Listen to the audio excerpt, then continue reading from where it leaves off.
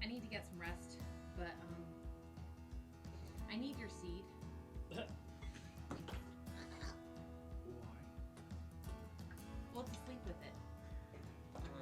And as you fall, Enwin is still on his feet. The rest of you fall and break all of the tables inside of the Cheshire Club. To which Bo goes, "Come on!" Best day ever! Group, though. He would work with the group because he likes Cass, and that would just be really, really awkward on the battlefield. What? I don't think that's an awkward. Perfect person to protect Cass. Wait, I like what? it. Let's go. I'm still I here. don't need protection. I'm still here. At the... I know you are, sweetie. Chris, It's okay. shh. The adults are talking. Shh. Oh, One alright. second, buddy. I like it. I'm gonna. What did Chris you think likes of- Cass? I like. Where have you been? Ibs was a little pretentious. This was and my for favorite. me. I like Bob. Thanks, Perry. Alright. Appreciate it. Are you gonna leave? Yeah, the crew needs me. You go, and I'm gonna stay right here. Oh my God. And he nods his head. And he nods his head and walks you over to the door. And sort of opens the door. Oh man.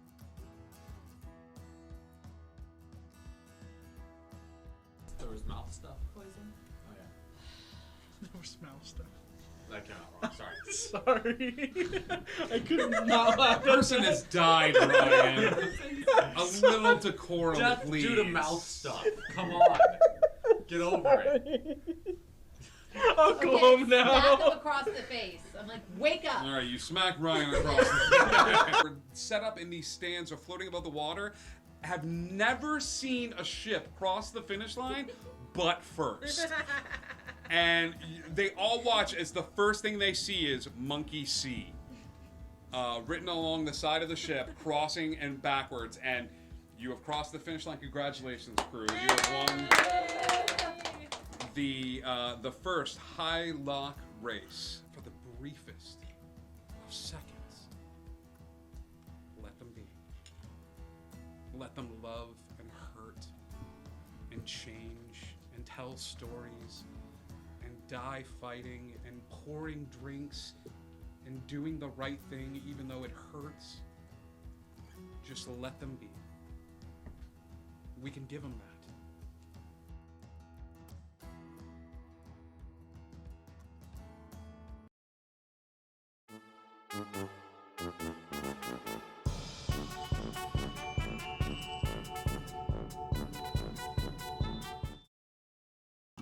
Hello, everybody. Hi. Welcome. Nina Tolstoy is in the audience tonight. We got a Nina, we got a Meowdiff, we got a Magnoff. Welcome. It is Sunday night. It is time for a little Dungeons and Dragons here on Indigo Chameleon. We are so excited. I am facing some fears tonight, kids, as we are doing a D&D one-shot with... It's all centered around evil clowns and a circus. And for anyone who knows me, they're going, what? So yes, welcome to everybody tuning in. That's actually one reason I was so excited to be a part of this. There it is. I was waiting for it. We've got some new faces joining us. We have some familiar faces joining us. Welcome, brand new players and players returning back to Indigo Chameleon. We have a few announcements. We have a Discord. Hi Indigo. It's an awesome, cool place for you to hang out. For all of you aspiring dungeon masters and players, there's a whole homebrewed section, a place where you can ask questions about rules and items and things of that sort. There's an inspiration channel, a memes channel with the dankest of memes. So please come and hang out with us. We'd love to have you. We also have a merch store. You can rock some Indigo Chameleon merch. We've got an order coming in because I really wanted that jacket. So we've cool stuff, and Indigo Chameleon's actually rocking some Karma merchandise as we speak. Lots of cool stuff, coffee mugs and shirts, and it helps us keep the lights on a little bit. So we have that upcoming schedule for this week. We've got a lot of cool stuff going on. Hi, thanks for the follow, Boisterous Bear. That makes me... this seems oddly appropriate for this particular campaign. Yeah, we have a lot of stuff going on. Tomorrow, we actually have another one-shot that I get to play in. I'm very excited.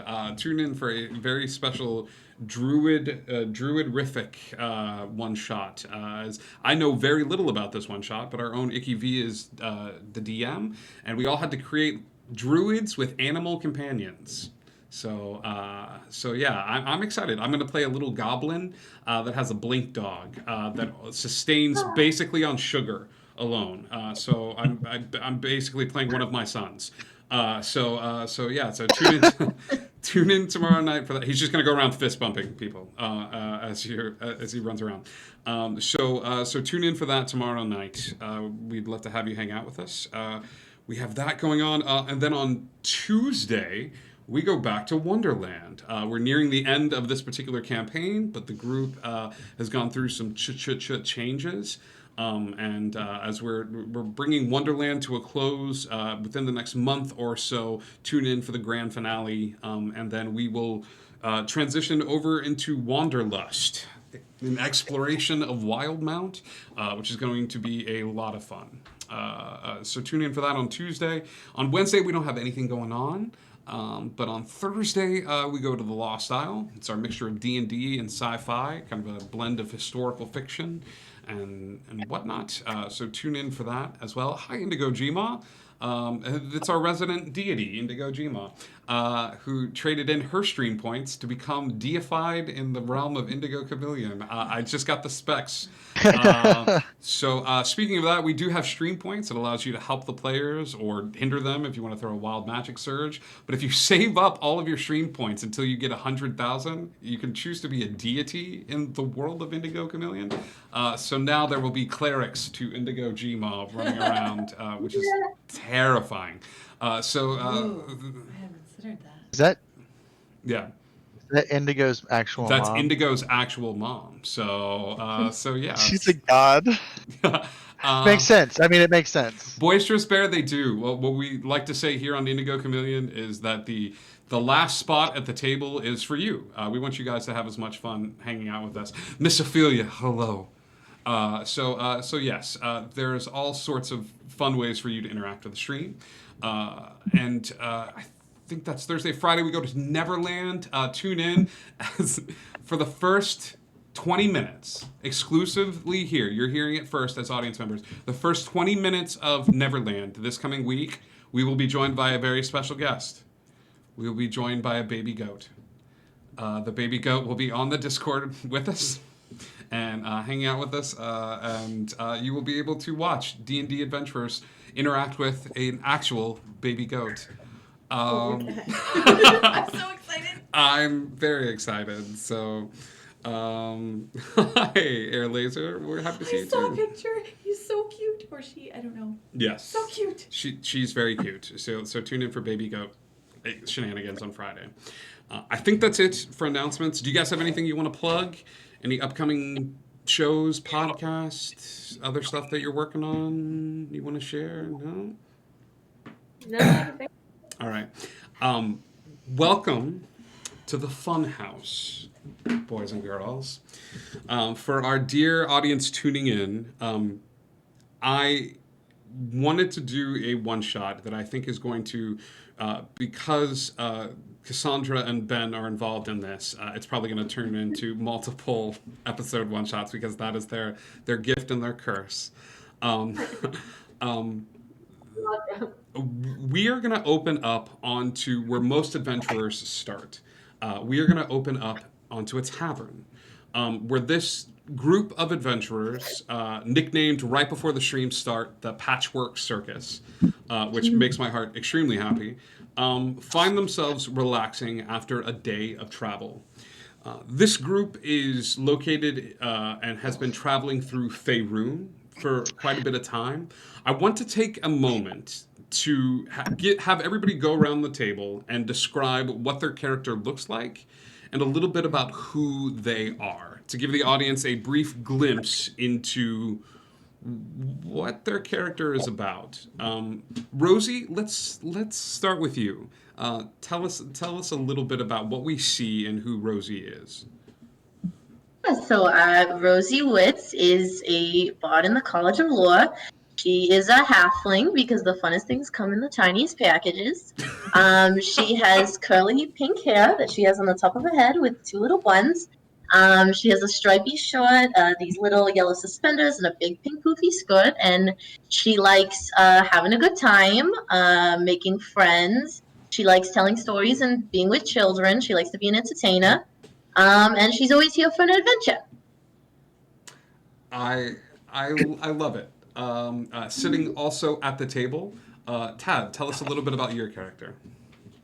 Yes, Yorobin Greybeard is your typical School of Evocation wizard. I am very interested in all of knowledge that is out there, and so I have studied the lore of all circuses and finding out why they are freak shows. And I wear a pinstripe suit, and I do have a long gray beard. Yes. I like to shave it because I don't like to. I like to hide my identity. But the biggest thing is, I'm looking for answers that my friend wanted me to find out about all the circuses around this city. Perfect. Ben, tell us a little bit about your character for this shot. Bob the Ferocious is an extremely tall and wonderful specimen of his race. He's 4'2" and a halfling, known as a local strongman and a breaker of things, shall we say. He's extremely excited about getting out and getting to see what can handle him, not what he can handle. I love it. 4'2". I'm writing that down. I'm gonna make like a doorway incredibly hard to get through. That's great. Cassandra, what about you? Yes. Hi, everyone. Aurelis, she is a necromancer, high elf. She's got very, very pale skin, almost white, with very dark hair, and she came from one of the most noble high families of high elves who are known for healing, but she sort of did the opposite. She's always had the affinity for the dead, and so she joined the circus. Well, she was sort of passed on with her family because they wanted to get rid of her to be the healer for the circus. She's really not good at it. She's also not good with social interactions, but she's really excited to be included by anybody. If you see her not paying attention, it's probably because she's listening to the voices in her head. But it's okay, they're not voices. They're actually ghosts. Awesome. And Indigo Chameleon. Okay, Kat. Kat grew up in the circus. She wasn't very good at circusing. Her father was very strong, and her mother was an acrobat, and she was a trapeze artist, and she just kind of was awful at all of those things. But she was really good at nature, which is not good when you're not putting down roots anywhere to take care of things that put down roots. So after some time, she found out that she could release her inner tiger or bear or mouse or... Circus got a lot more successful, and so now she has some friends that she releases once in a while. She's got a lot of energy. She's not good at a lot of things, but she's good at those things, and those things that she's good at, she does. She's doing her best. She really is. Sorry? No, that's perfect. Thank you, Kat. As you can see, there are lots of interesting characters that each patch, while unique and slightly different, while may not fit within the patchwork of the circus they were from or the people they worked with, now find themselves a brand new home in the Patchwork Circus. Each of these individuals. Thank you for the bits, Miss Ophelia. Rosie, go ahead and add a reroll tonight. You've been granted some inspiration from the chat by Miss Ophelia. So, Nice. so go ahead and take that reroll and hold on to that. Macy decided to help you out, huh? Huh? I see whose side. I see whose side he's on. And Macy's giving me a +5 to use Wow. against you. So heroes, you are known for this tiny patchwork circus that is making their way throughout the kingdoms of and the towns of Faerun. However, you're not a massive ordeal yet. You are accompanied by your ringmaster, your automaton Bob. Who is a warforged that travels around with you and takes center stage for introductions and things of that sort. However, you are in the building phases. You have garnered a bit of a reputation on the outer outskirts of many of the towns because of your ability to help people.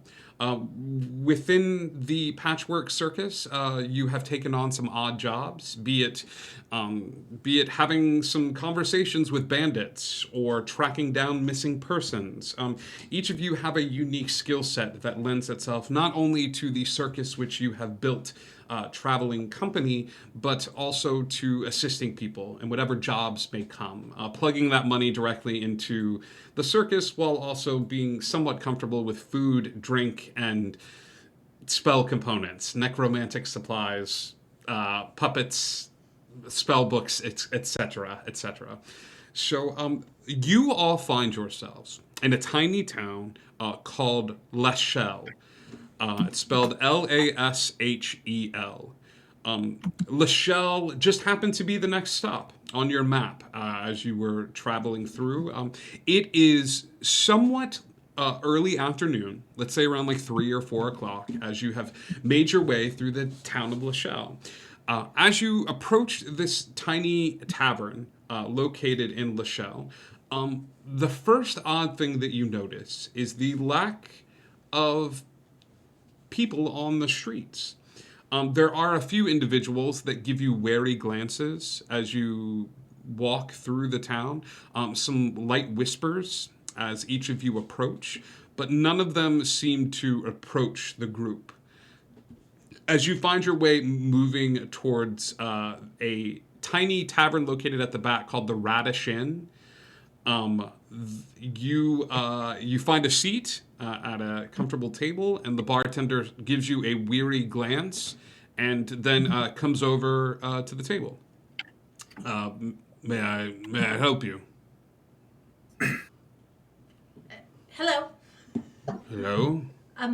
We were traveling through town. You're not from around here. No. Is this the only inn? I mean, not to be insulting your inn. I mean, this is a lovely tavern. I mean, inn. Is it an inn too? Would anyone else at the table like to put in a drink order? Yes, I'd like 2, please. Of Yeah. 2 ales. What he said, I'll do that too. 2 ales, Right. 4 ales. Yes, I'll have a spot of tea, please. Also have a tea, please. Yeah, I'm sure I can throw something together. Give me a. Wait a minute. If they're both getting tea, could I get tea instead, please? Yes, I didn't expect such a run on tea. Hang on, I'll head back to the kitchen.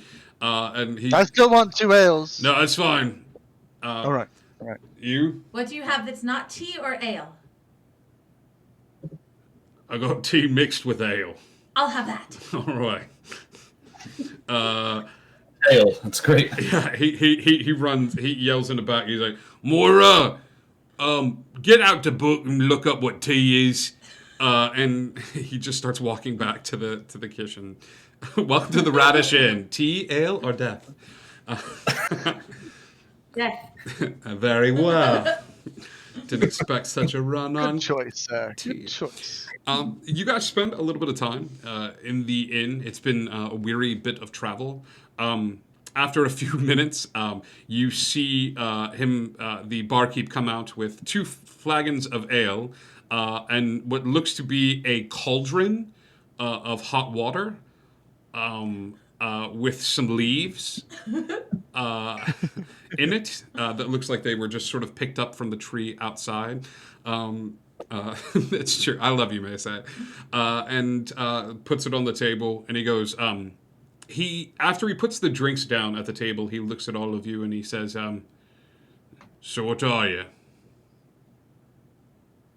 Yes, we're a traveling circus. We work with the Patchwork Circus. Our ringmaster, Bob, he's setting up the tent right now. You're another circus. Yes. I just Another said circus. Patchwork Circus. He looks at you all and he says, you're not with the clown, are you? Oh, we don't have any clowns in our circus. Not yet. I'm sorry, clown? Should we have? He stops and looks at you all and he goes, he looks like he's about to say something when the door of the inn is unceremoniously sort of pushed open with a loud shove. You see a veritable mob of individuals. It's a few men and women that come into the space, and one of them is wearing what looks to be a guard's uniform, and he comes walking up to the table as the town is sort of gathered in the doorway behind him. He puts a hand on his sword and he goes, all right, I'm going to need everyone here to leave in an orderly fashion, please. We do not want your...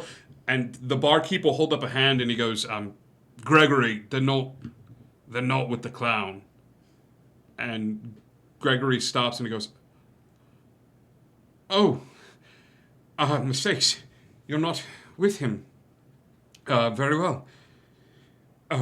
Apologies. And he will sort of look into the group. I'm sorry, you keep mentioning this clown. Who's this clown here? As you say, who is this clown here?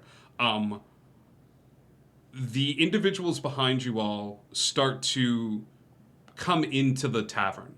They sit at random spots, but you can see that all eyes are directed at the table. Aurelis is very nervous about this. She does not like being looked at, and she retreats to the shadowiest corner she can possibly find away from everybody. Give me a stealth check, as you've got a bunch of eyes on you at this point, as more and more people are sort of crowding in, and it's just like, find a happy place, find a happy place. A dark, dead place. And while she's doing that too, she uses Find Familiar to summon Gatsby, who is her raven, a very grumpy raven. My stealth check was a 19. 19. For the most part, some of the individuals don't notice you, but you all are sort of used to Aurelis doing this.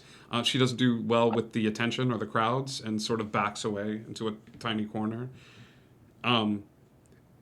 The guardsman, which you now know to be Gregory, sits down, pulling a chair up to the table as the town looks at him, and he's got a worn look on his face. He looks tired.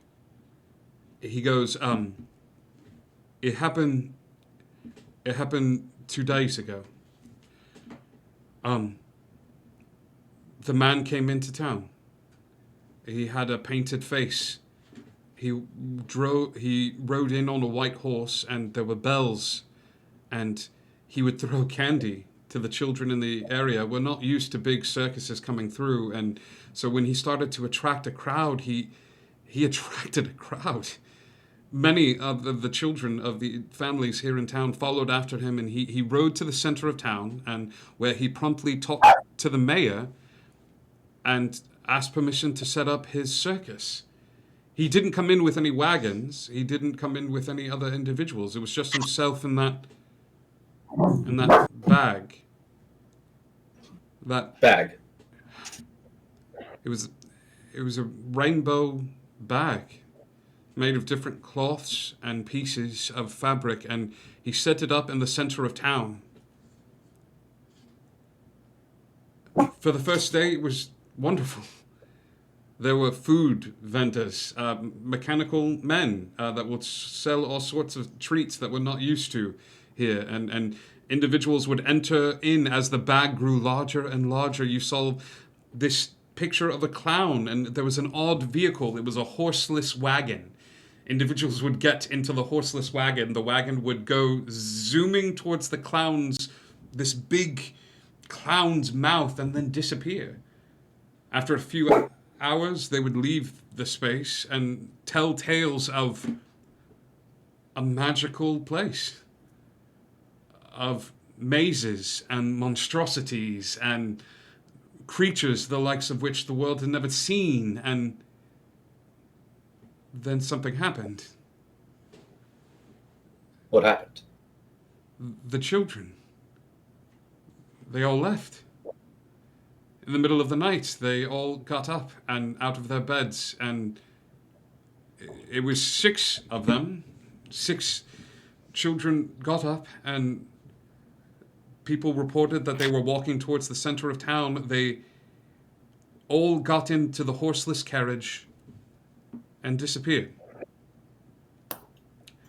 I was, So, yeah. all of this is in the bag, or all of this came out of the bag All of it when he set it up? came out of the bag. Okay. So they'd get in the horseless carriage, and they'd go towards all the stuff that came out of the bag, and then they would just disappear? So out of the horseless, they would all get into the horseless carriage. There's a big, it looks like it's made of wood or some sort, and it's in the center of town. It's a big, it looks like the man that was here. He called himself Jack the Clown. And that came out of the bag. That came out of the bag. The horseless carriage goes zooming towards this big wooden picture of Jack the Clown. As it hits the wooden picture, it disappears, and you hear gulp, or you hear it say yum.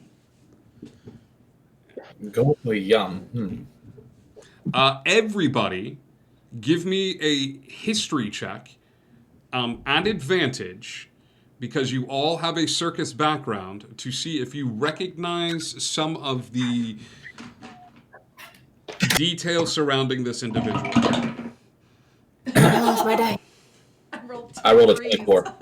All right, let's start with Kat. Kat, you've never heard of this. I rolled 2 3s. You've never heard of this no individual. I'm looking over behind him, trying to picture what this thing looks like. Rosie, what about you? 15. A 15. So, Rosie, you have heard of this individual. He's known as Happy Jack.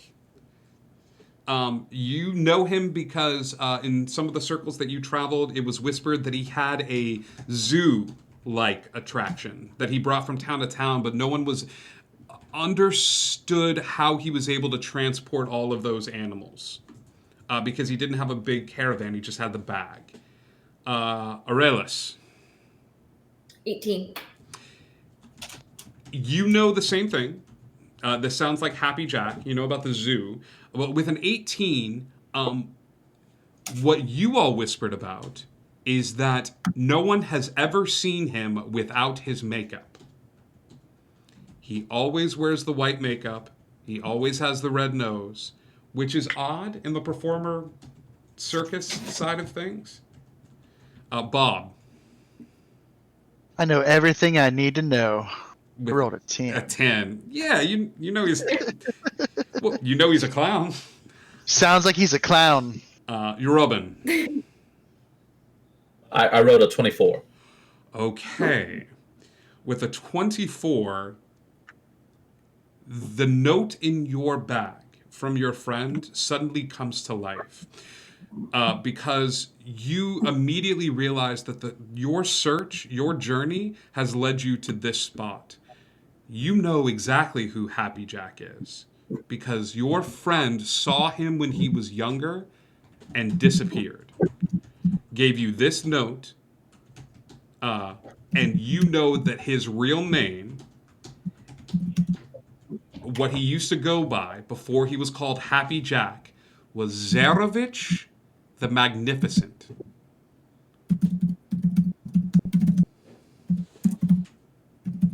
Zarevich the Magnificent. Something happened, He changed his persona. He became Happy Jack.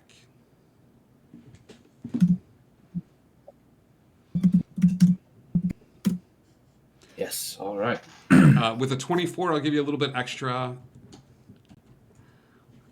On the note that your friend said to track down this mystery, I'll say written in scrawl at the bottom of the note is "Be careful of the water."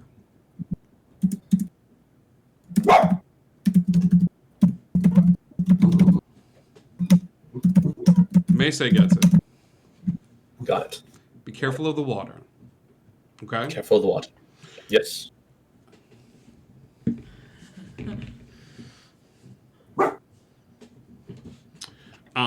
The guardsman is there, and as he's talking with you, one of the women at the back comes forward and puts down a sack of gold on the table.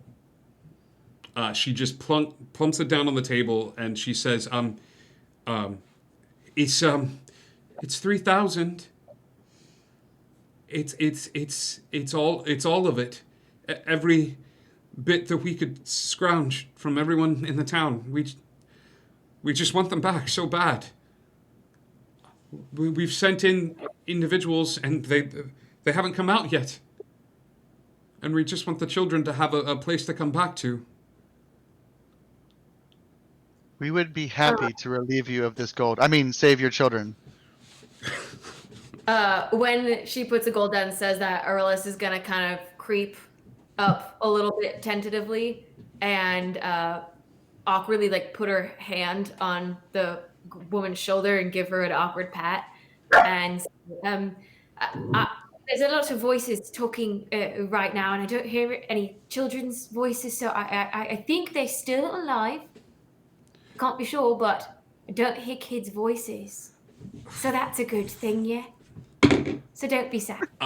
Aurelis, as you say this, even though you're not a big fan of crowds and stuff, she wraps you in a hug. You can feel tears hit your shoulder as she just wraps you in an embrace and says, "Thank you so much," and lets go of you as her husband sort of pulls her back. Oh, she tries to let go. Yeah. Because at first, Aurelis is like, "Oh, human contact," and then she's like, "Oh, new friend," and then now she's just hugging and not she's just the husband. All right, we're Yeah. With the raven on her shoulder, by the way, is not happy.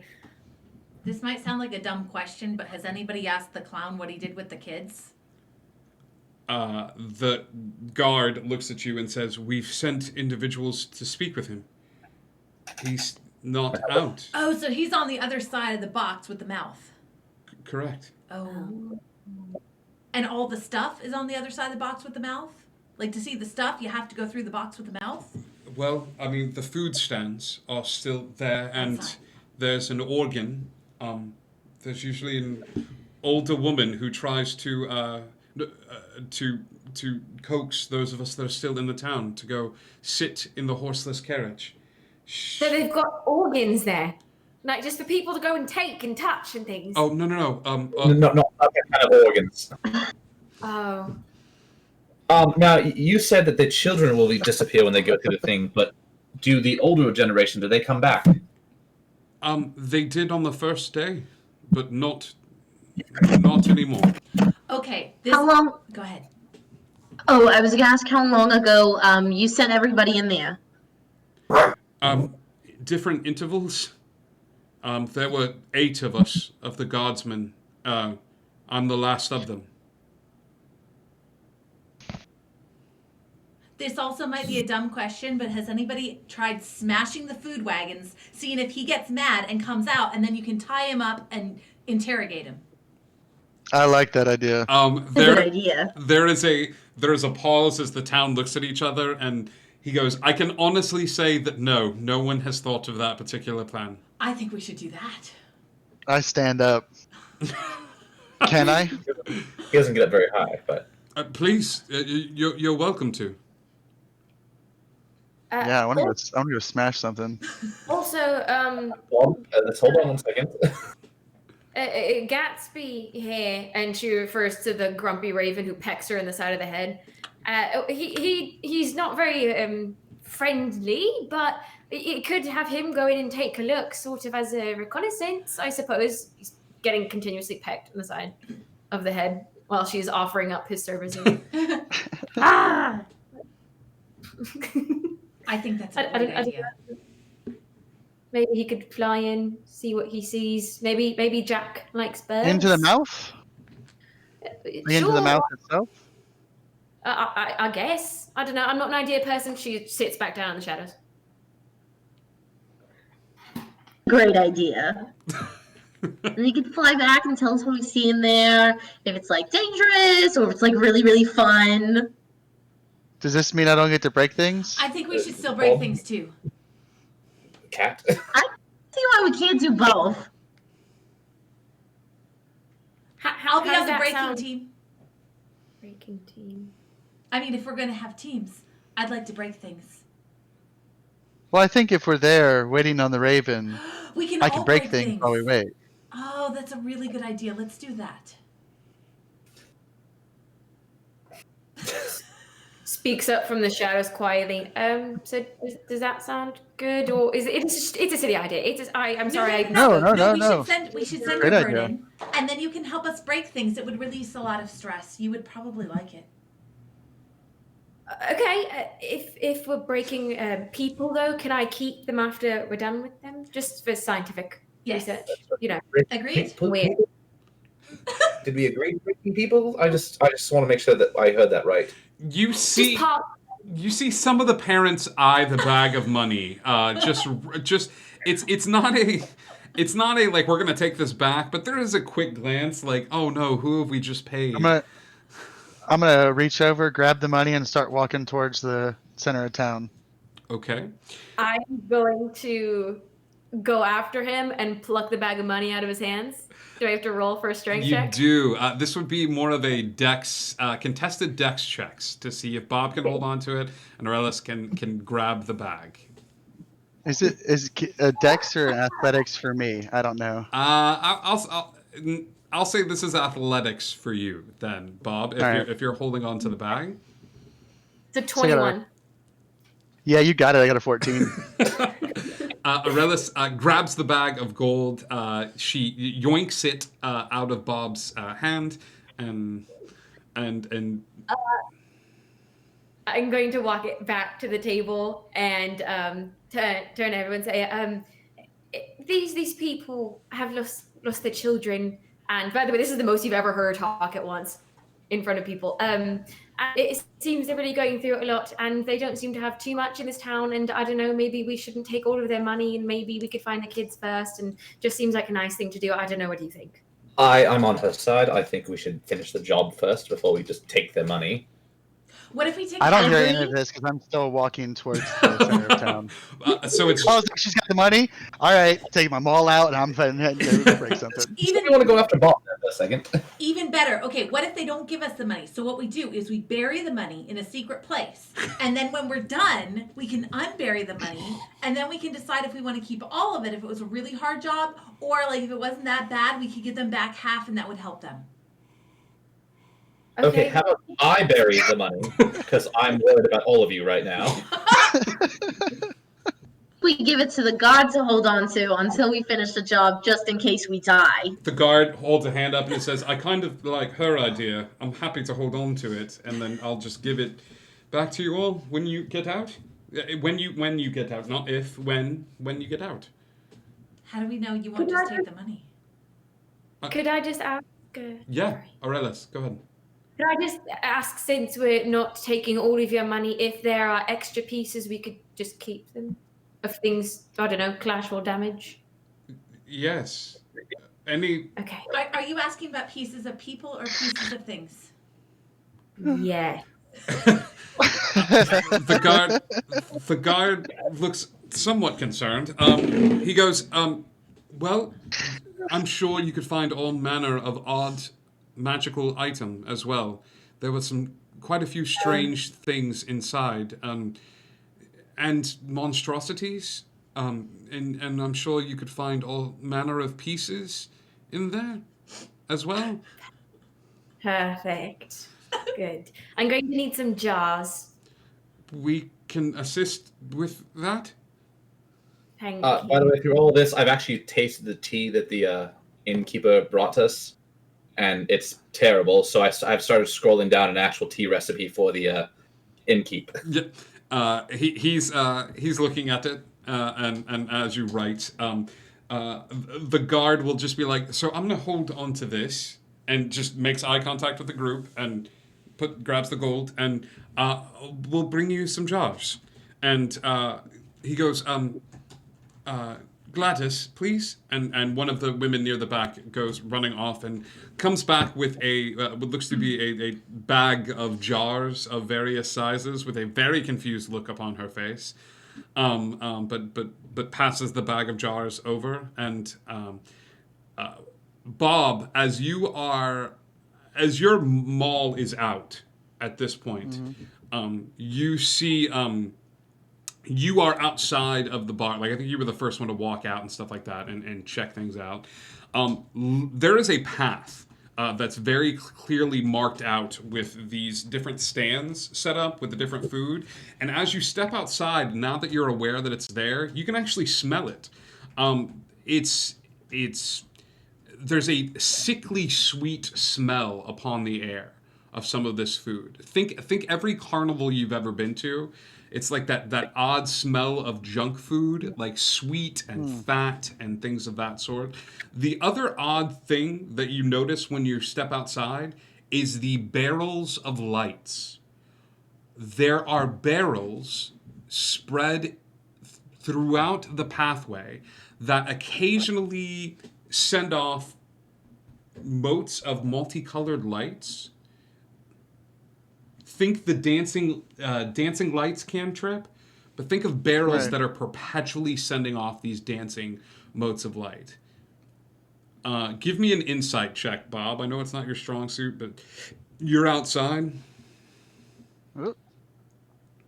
Ooh. I rolled a 1, so I got to re-roll it. And I got a insight 17. 17. If you were a child, this would call to you in a major way. Rainbow lights, sweet smells in the air. It's almost like the path leading. Like this is definitely geared and catered to children, and that either pisses you off or it makes sense. Oh yeah, it makes sense. Okay. And I want to head down that path. Anybody else coming outside of the bar once all of that I'm interaction? looking forward to smashing things. I'd like to go. I'm making sure we pay our barkeep. That's very important to me. So. As he You looks are so responsible. As he looks at the recipe for tea, he goes, No, this is payment enough. I can't believe people drink this. This might be a whole new market. And he goes, It'll be good for your business, and you'll get so many more people in here, and you will be so rich. Yeah, and he heads back in the back, and he's like, I can't believe this. People put plants in their water, and he goes in the back and starts talking. Rosie, what about you? What are you doing during this? Yeah, I'm gonna go ahead and head out and try and go because I'm very curious to see what everything looks like. So I'm gonna go ahead and run up to follow after to see the clown mouth. Aurelis, are you following as well? She's gonna kind of follow the barkeep into the back really quickly a little bit and pull out 2 pouches and say, I know he was looking for tea and your tea. It was okay. It was leaves and it was water, so it was close. I have some herbs you might be able to use. One of these might be poison, but life is 50-50. So here, and she's gonna go out and see that everyone is still in there, but all of her friends are gone, and she's gonna misty step outside, super awkwardly, yoink. The last thing you hear is, "You're quite complicated, you know that?" And then you misty step outside to join your friends. You are all greeted to the same sights that Bob saw. The barrels with the different lights coming out of them, the sickly sweet smells. Bob, since you're leading the charge on this one, Kat, I'll say you're right next to him, and everybody else is sort of clumped around. You approach your first food vendor. In front of the food vendor is a mechanical-looking humanoid, not too dissimilar to Bob. However, the only difference is, in the center of his chest is a coin slot. Currently, the vendor is inert with its head down, but you see a coin slot on him that looks like it would fit a coin. Oh, what kind of a coin? Any kind of a coin? You would see that there are different items listed. The lowest being actually, Bob, give me a D6. 4. Okay, this is candied apples, and it looks like they're charging just a bronze coin for a candied apple. I'm gonna take a bronze coin and put it in his chest. Okay. To see what happens. There's the sound of the coin moving through the area. He's inert, and then you would hear the da da da da da da da as the mechanical being comes to life and goes, "Greetings, welcome to the circus. One candied apple coming right up." And I'm gonna smash it. Give me an. I mean, it's unfair to attack something that's inert. You got to bring it to life before you kill it. Give me a reckless great weapon master attack. Give me an attack roll, please. As he's doing this, she misty steps right at the exact moment that it's happening. She goes, "Okay, so the plan," and then wait, 15 to hit. Did we get an apple? Yeah, Rosie is very sad. She was so excited about that apple. She's like, "Oh." No, you did not get an apple. 15 misses. Alright, I'm gonna take my second attack. As you clang against the metal, and it does not seem to respond. Not gonna hit with that one either. That was an 11. Bob, let's let Rosie have her candied apple, and we'll keep an eye on these machines. Don't worry. Do you feel? Let's not smash everything just yet. The candied apple goes through a very intricate process of floating in the air and doing little loop-de-loops through the air. You see it go through the process of being candied and then floats in the air towards who put the coin in the slot? Bob, it floats in front of you. A candied apple upon a stick. It is a green apple with looks like a caramel coating to it. Does anybody take the apple? Oh, if nobody else does, I'm totally going to. But like, I think didn't Rosie want the apple? Yeah, I don't take it, but I'm just like, please. I grab the. I'm like raring back to try and smash the apple now. I grab the apple. Okay, you grab the apple. And I give it to Rosie. Yep. I'm gonna go to Kat and be like, I can eat this side and you can eat that side. No, hang on a minute. How many robots are around here? Like, how many food options do we have? Because I want to see what my options are. Okay. This is not how I expected this to go. There are. Poor Ted. It's like, how did I become the dad of the group? Did you say food vendors? I'm peckish. happy. Yes. Okay. Can I make a quick run around if they're all close to just see what my options are so I can pick the best, sweetest, most sugary option? Your options are feather candy, but Tracy would know this as cotton candy. Sweet dogs, which are corn dogs with a little bit of like sweet cornmeal on the outside of them. So like sticky corn, which you would know to be caramel corn, and fruit pies, deep fried fruit pies. Okay, I'm getting a cotton candy, and I'm getting one of the corn dog thingies. And then once I have both of those things in my hand, I'm going to say, now which one do we get to smash first? Aurelis is going to use Mage Hand to pluck these out of your hands. And say, they might not be safe to eat. Don't you think we should maybe take a look at them? Or you could just try it, and then if you die, I could take a look at why you died. I still want to talk with you. We still be friends, so just saying, maybe we should stay alive. That's a really good option. Has Rosie eaten hers yet? Rosie, have you eaten your? I was like, and then you said that, and I'm like, I mean, you could try. I could maybe bring you back. I could still talk to you, but.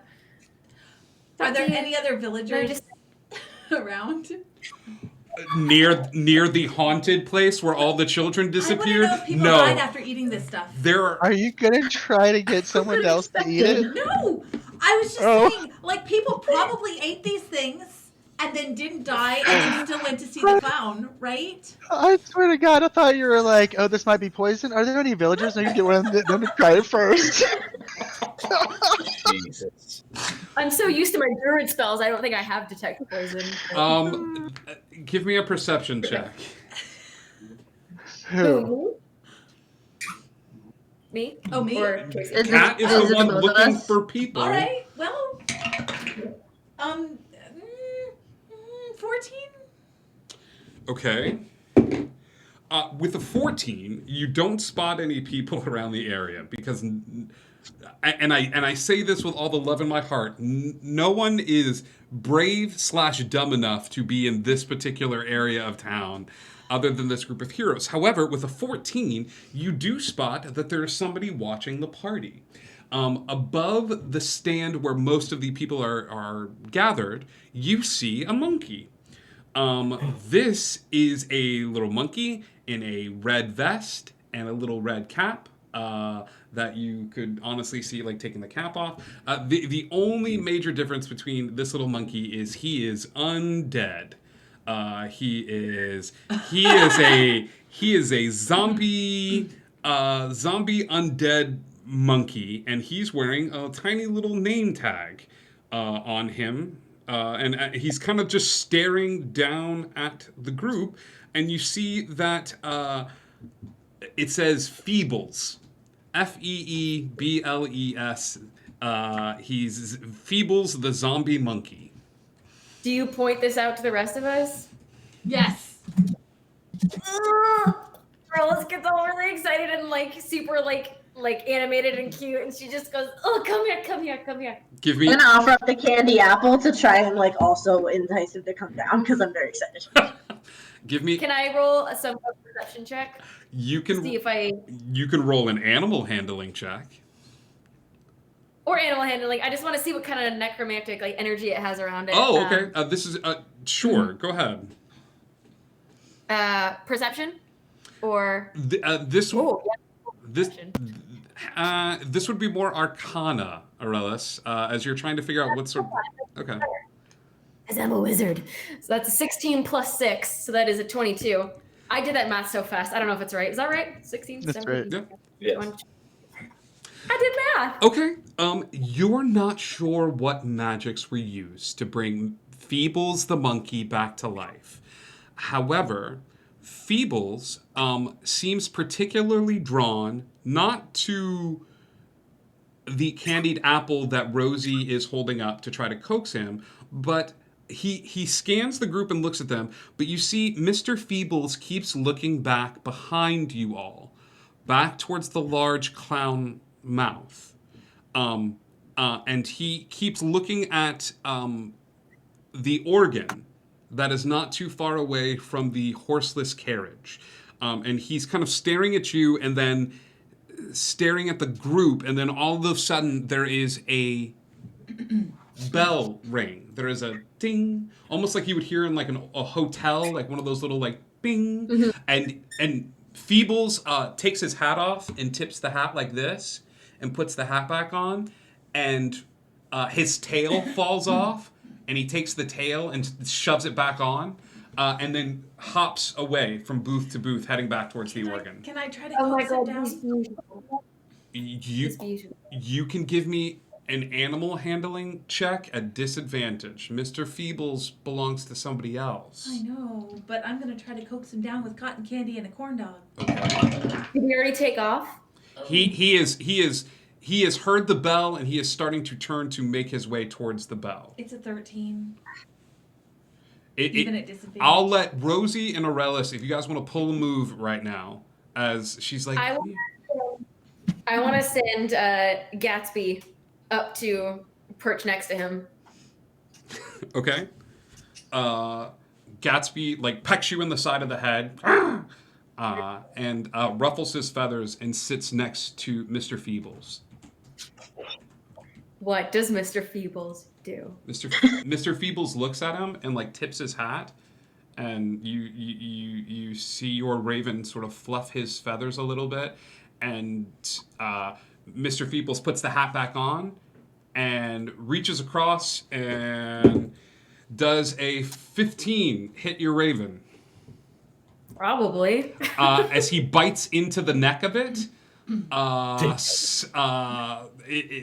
know it's a construct, so I don't think there is arterial spray, but had this been a real bird, blood from the bird would have gone everywhere. As Mr. Feebles rips into this raven and tries to eat it all up. Look, we're getting along so well, the playing together. Okay. Rosie quickly takes back her candy apple and like clutches it. Your bird is dying. But he'll just go back to the plane from which he came. He'll be okay when he comes back. He can go for a time out for a bit. He probably said something rude to the monkey. You know how they can. He's a beautiful beastie, ain't he? Hello, Icky V. Thank you. Yeah. Mr. Feebles goes racing back across and makes his way over to the organ. So the organ is next to the wooden thing with the mouth, the clown that everybody went into, right? You are somewhat far away. You've got like 5 food vendors and light up barrels. If you want to move past them and go look at the clown mouth and the horseless carriage, Let's follow that monkey.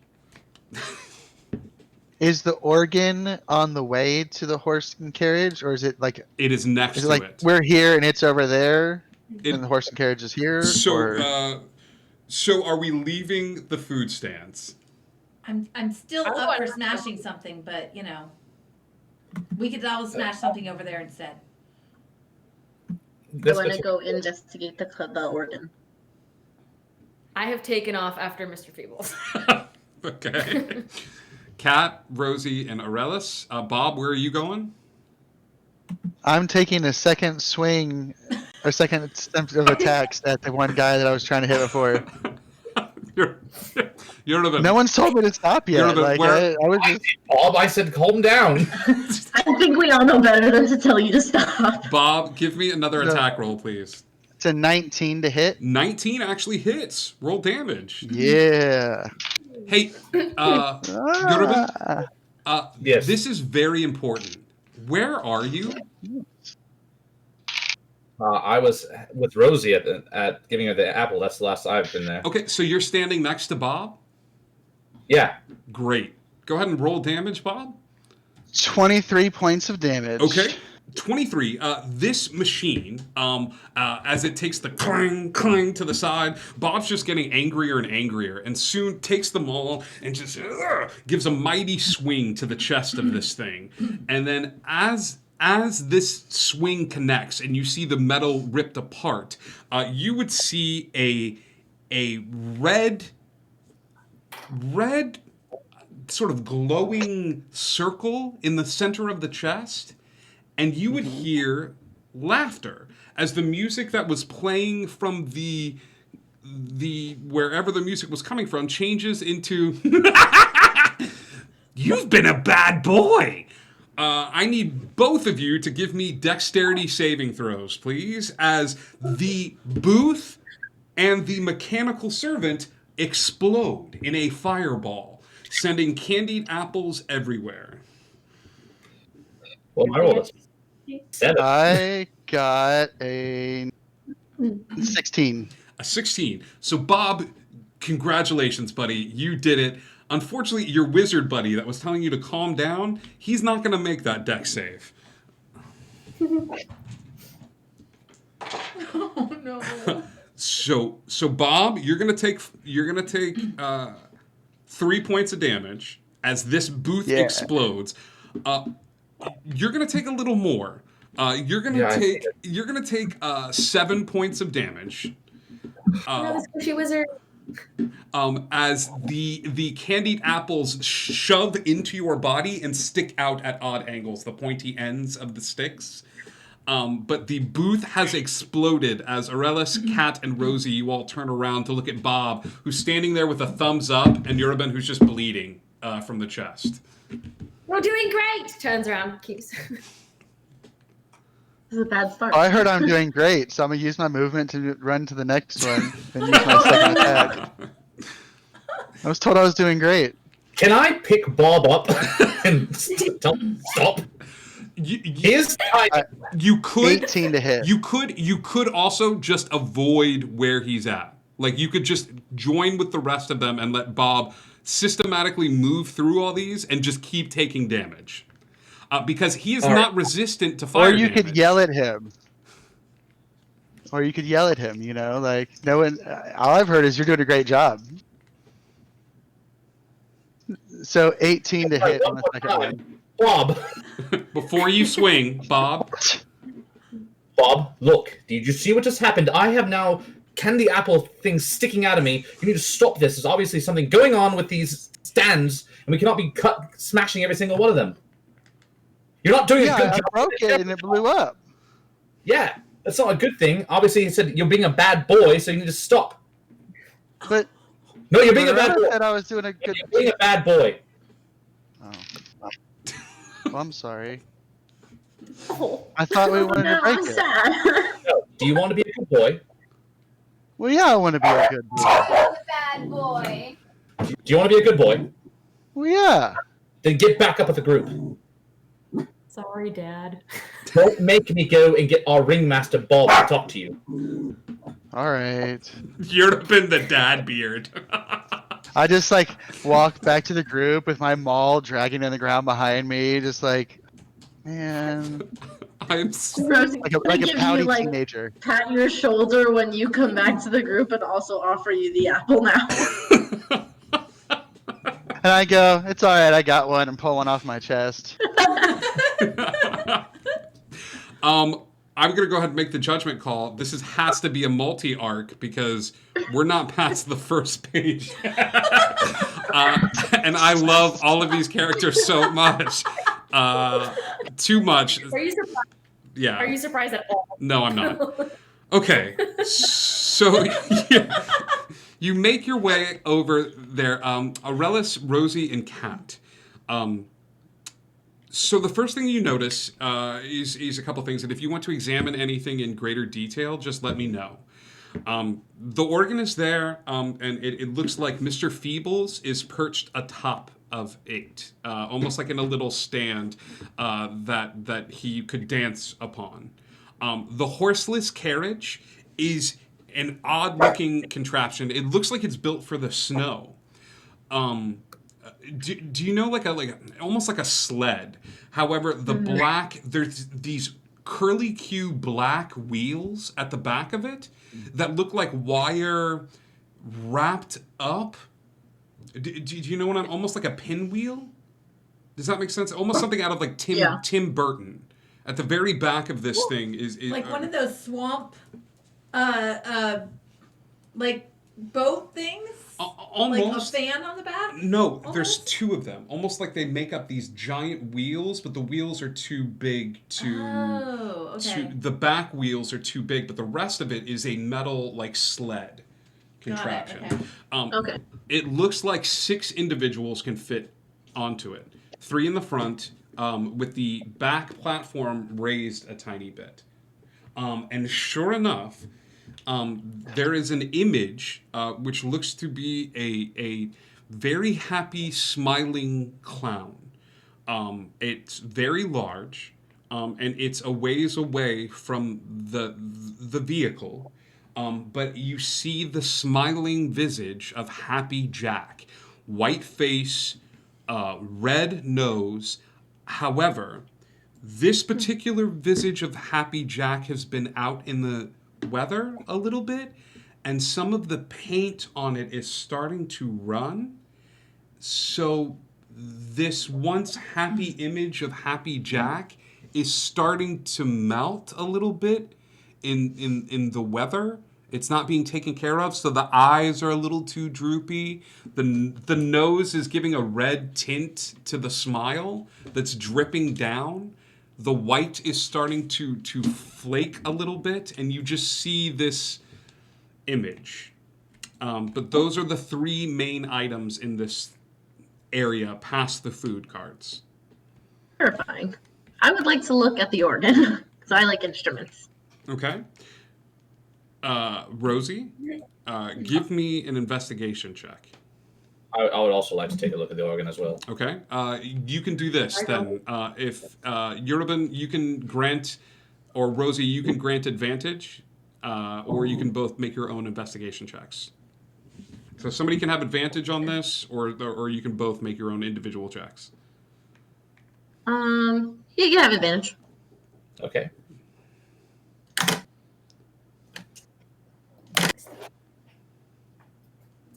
I rolled a 24. A 24. So not very good at all. So not very good at all.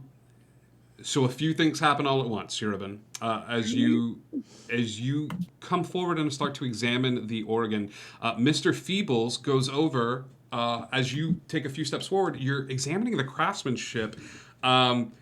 It looks. You see some odd symbols on it that you immediately recognize as Vistani. Vistani is a gypsy group that moves around from place to place, somewhat vagabond, somewhat connected to the mystic. But you see some pretty iconic Vistani symbolism associated with it. Okay. As you start to move closer to the organ, though, there is a rustling sound, and almost akin to the to Aurelis making her magical spell to bamf out of the tavern. An older woman appears at the organ. She sits down, and guys, she doesn't look good. She looks like she's going to keel over any second. As she sits down at the organ, and you see Mr. Feebles find his spot atop the organ, and she begins to play a almost a kaleidoscopy like do do do do do do do do do do do. Do, do, do, do, do, do. Her fingers going over it, and she looks up at you all and gives a smile. She goes, "Hello, dearies. Welcome. Are you here to see Happy Jack and his Circus of Wonders?" And she begins to play on the organ a little. Nightheart Gaming, thanks for the raid! Welcome to our creepy circus. We just got raided by one of our good friends at Nightheart Gaming. We love you guys. Welcome, we're 8 o'clock. Thank you guys so much for tuning in as we're exploring a creepy circus right now. But this woman looks up at you, and as she turns to look up at you, her left eye will just fall out. Amazing. Can I roll to catch it? Yep, give me a dex check, Aurelis. Please, dice. Okay, all right. That is a 15. She doesn't even notice it as the eye just falls out of her head and bounces, and you manage to snatch it up right before Mr. Feebles is able to do it. Can I guys? Keep what, dearie? Nothing. This is my favorite song. Please keep going. This is great. All right. It's a great day. Well, make your way over towards the coach, dearies, and you'll begin your magical journey. And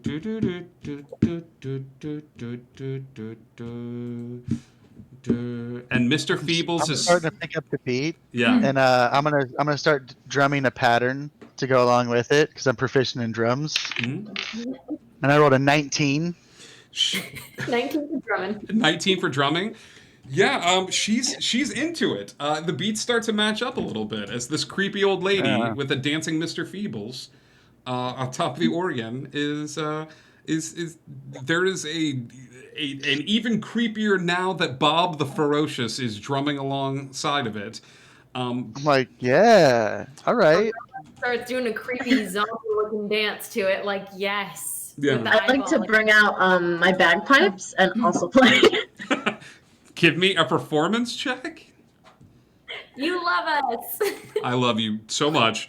I'm looking through this and I'm like, nope, doesn't say anything about them playing with the creepy old lady, but We're gonna quit adventuring and start a zombie band. I got a 24. a 24. It's good. Rosie, it's good. You don't think an organ and Bob drumming and what are you playing, Rosie? An accordion? Bagpipes. Bagpipes. It's good, Rose. Like, and you're just. We're like, maybe we shouldn't do a circus, we should have a band instead. Zombie band, I'm 100% for this. We have things to do, folks. The sounds Oh, the kids. The kids. Before we go in, that are missing. The sound, you guys, Bob. Yes, this is what I'm talking about. You being a good boy. I'm very proud of you. You sound great, but we cannot forget our mission. just Right. That's a very good point. because Bob smashed stuff, and my original plan was that if he smashes stuff, maybe the clown will come out. Before we go in, I want to look around to see if the clown is there, and I also want to call his name a whole bunch because maybe that'll make him come out. Okay. So I'm just looking everywhere for him and going, Happy Jack! Happy Jack! The woman looks over at you and she's still smiling and she goes, "He's inside, dearie." Oh, I was hoping he could come out and talk to us. Oh, why would you need him to do that? Well, because I had some questions. Do you know where the kids went? A discordant note is hit upon the organ. And she goes, "Well, they're inside as well." Oh, their parents want to see them. Can they come back out? Well, they're welcome to leave any time that they wish, but all is fun and fair in Happy Jack's Funhouse. Sounds terrible. I think they should come out. Could I ask you to send one of them out? I'm going to take that as a sign of distaste towards the circus. As all of the sudden, this old lady who has been nothing but sort of ghostly smiles instead is going to hit a particular set of notes upon the organ itself, and I need everybody to go ahead and roll initiative for me. As the large black tentacles come out of the organ itself. Well, we gotta fight. You fighting a bad person. Okay. At 21. 14. Hang on. Okay, 20 to 25. Aurelis, right? 20 to... Oh, Urban, what did you get? I had a 22. Yes. All right. We got a fast wizard. I rolled a nat 20, so... Heckin' yes. Okay. No, not yet. I want to try something. Hey, Tad, let me try something with you. I always kind of hate that nat 20s in initiative are you don't really get anything. You just get a higher initiative bonus. So I want to try something with you. I'm actually going to give you an extra bonus action. This one round that you're starting, okay? With that nat 20. So you're going to get 2 bonus actions. Sweet. Okay.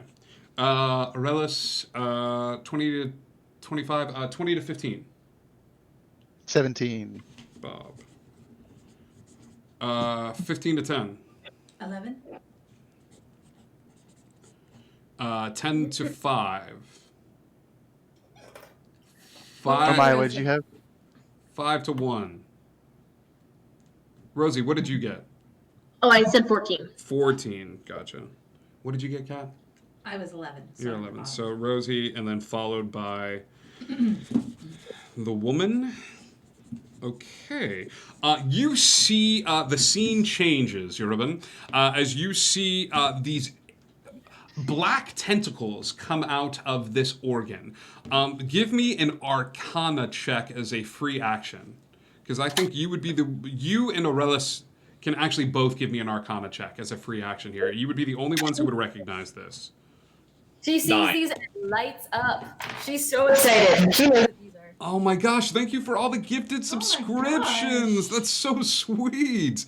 Thank you, Sid. That's amazing. Oh, you're the best. What was that, Aurelis? 14. 14, and Yurubin? 9. 9. You're not sure what this is, Yurubin. Aurelis, you're impressed. This is a souped up, dark version of Eobard's black tentacles. I can cast. Okay. Got that spell. So she's just like, She's like, wow. oh, well done. Yeah. I knew what it was, but my character has no idea what it is. Yeah, that's amazing. Yurubin, go ahead. Your turn. All right. I'm gonna cast level 3 fireball. Oh, God. Okay, I'm about it. You're gonna start this off right. What does the dex say for fireball? 14. She makes this at disadvantage because she can't leave the organ. She fails. Perfect. God, I don't even have 8d6.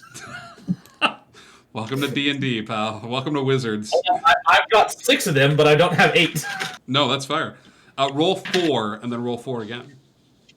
That's smart. Let's go with this one's all right.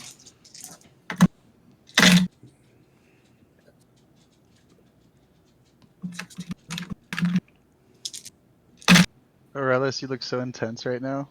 I'm looking. She's looking at those spells. She's got a 1,000-yard stare. In it. 21 points of damage. 21 points of damage. 31. 31. As Yurubin reaches out, outstretches a hand, and you see a massive fireball fly forth. And let's do this. However, Mr. Feebles is going to jump out of the way of this thing. We don't want to get rid of Mr. Feebles just yet. As Mr. Feebles jumps out of the way of this blast and into the woods.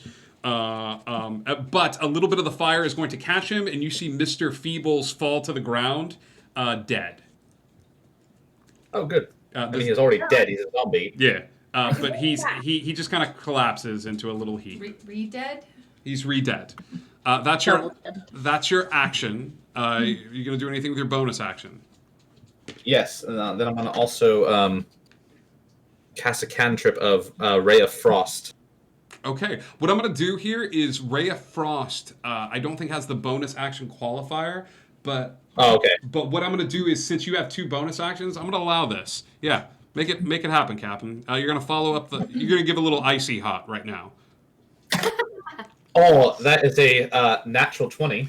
This is double damage. Roll double damage on your Ray of Frost. 2d8. Yeah, and remember it should be 2 d8s down, or 2 of the damage dice down instead of 1, because it goes up when you hit like level 5. And it's speed. Mine just says 2d8. Okay, yeah, it should be 2 d8. Yeah. It goes up at 5 to 2 d8. It adjusts it on DDB. 4d8 on a cantrip. That is one of the great things about D&D Beyond. 17. In one fell swoop, Yurubin the Wizard outstretches a hand and does 48 points of damage, alternating between fire and ice. And all of this is done with candied apples sticking out of his chest. So well done, well done. Aurelis. How does she look? I mean, Old. besides half dead, but like. Give me a perception. I mean, is she looking like a? Give me Sorry, what? a perception check, Aurelis. You kind of already made an Arcana check for me as a free action. I'd say if you want to make a bonus action to look at her. Yeah, because I just want to see, because it's going to depend on. I don't want to waste the spell if she looks on death's door. Sure. Is why I'm asking. Sure. So perception, I rolled a 15. So you're paying attention to Yurubin as he casts his spells. You realize that as these notes are hit on the organ, she looks even older than when she started, as the organ acts as a conduit. She may have started playing this as a young woman, but every time the magic is channeled through it, she is aging by a lot. So she's looking even worse than when the battle first started. As these black tentacles spring forth, there's no way of knowing how many she has, but she doesn't look long for this world. Okay. But you don't know what Does- dark magics are affecting her at this point. Does the organ look like it's sentient? Like it's a creature, or is it an inanimate object? It's magic, and there are black tentacles writhing from it. I don't... Why not? I'm gonna point at her and cast banishment. Ooh. She needs to save against 14 charisma check. Well, slap me silly. No. And she... Huh. See, she is banished. Boink. She is not from around here. Yeah, I gotta play this where it lands. She disappears from view and is gone. Oh no. Okay, that was annoying, but now we can get down to the important things. We need to bring this monkey back so now it can be on our side. Hold on, I can do this. Can I smash the piano? She is not sitting at it, so give me DM access stopped working. Yes, Butcher's fair. I want to support my players being clever. Yeah. Okay. As you wrote it, I'm going to Bob. I actually agree with this. I think that organ should be smashed. I just rolled a nat 20. I'm gonna step back, like far away from you. I'm gonna grab Feebles and his body and bring him to the side while casting Animate Dead. Okay. So you actually don't have to do that. As Bob goes, cool. So are we going to use this and just give me 2 attack rolls, 43 points of damage on the first attack because it was a nat 20. That's all you need. That's the organ is shattered. So introducing Mr. Feebles. Mr. Feebles, after a little bit of time spent with him, is immortal. Okay. Every time he dies again, in 30 seconds, he pops back up. Oh my god, it's Jack the Monkey. Okay. It's Jack the Monkey. Now, Mr. Feebles will attach to someone, but unfortunately, you cannot have a, oh my gosh, a familiar. Mr. Feebles... Well, he just killed her familiar. She no longer has a familiar right now. So while Mr. Feebles is with you, you cannot summon your boy. That's okay. Give me, because you are hyper specifically, having you and I not talked before this, he only responds to what particular wizard class? Anybody want to guess? Oh my god. Look, read that. Preferring a what? Oh my god. Give me an animal handling check at advantage, Aurelis. Okay, this is a big moment.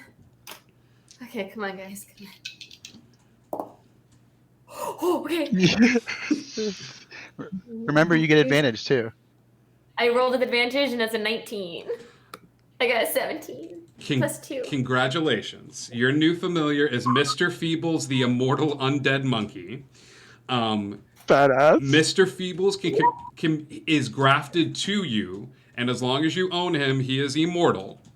Every time he dies, he comes back in 30 seconds. You are able to communicate with Mr. Feebles within 100 feet of each other. Okay.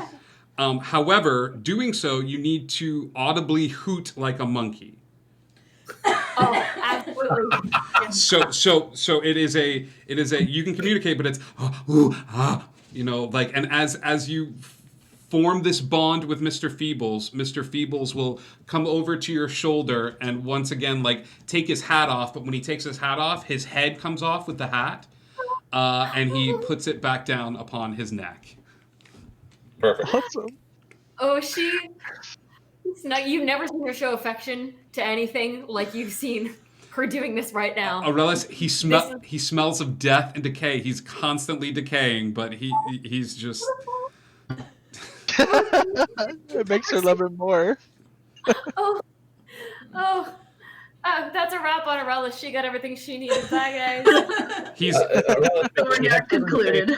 he's only available if you get rid of her, which is God. Okay, well, It's so funny. cool. Well, you have the horseless chariot as well in front of you all. You have the clown facade in front of you. Broken organ. The broken. Yeah, did anything happen when the organ got smashed? Give me probability dice, Urban, since you were the one who smashed it. I didn't smash it. Bob did. Oh, Bob, you smashed it, but Urban, you're looking through it. Give me probability dice. I don't know what that means. 2d10.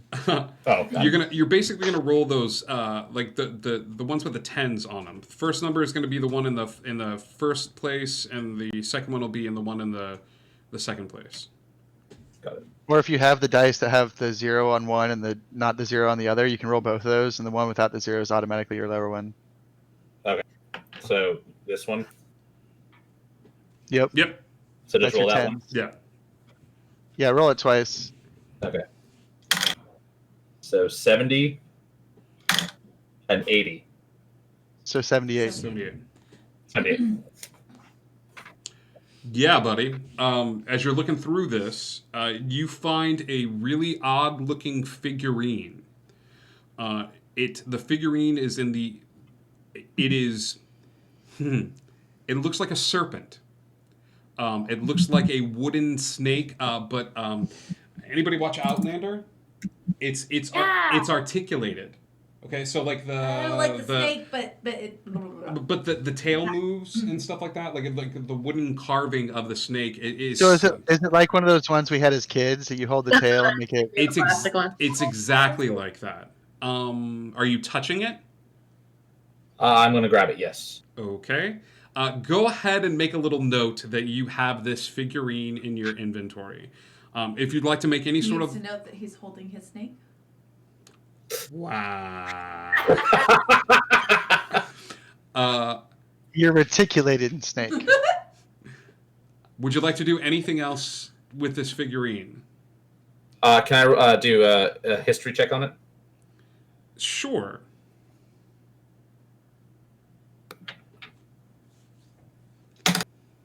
$18. You know that certain figurines in the past, you don't recognize any religious iconography to it. It looks like something that you would create for a child. But you are familiar that certain figurines, such as this, certain totems, could be inherently magical. So watch what you're keeping on you. All right.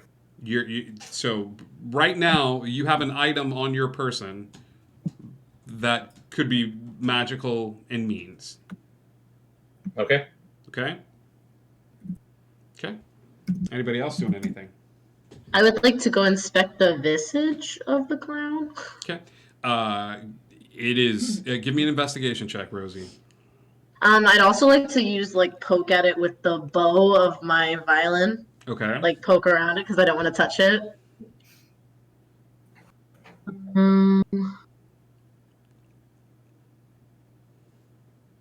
That is a 16. As you look around, like I said before, the paint is starting to melt on this large sort of wooden look of the face of Happy Jack.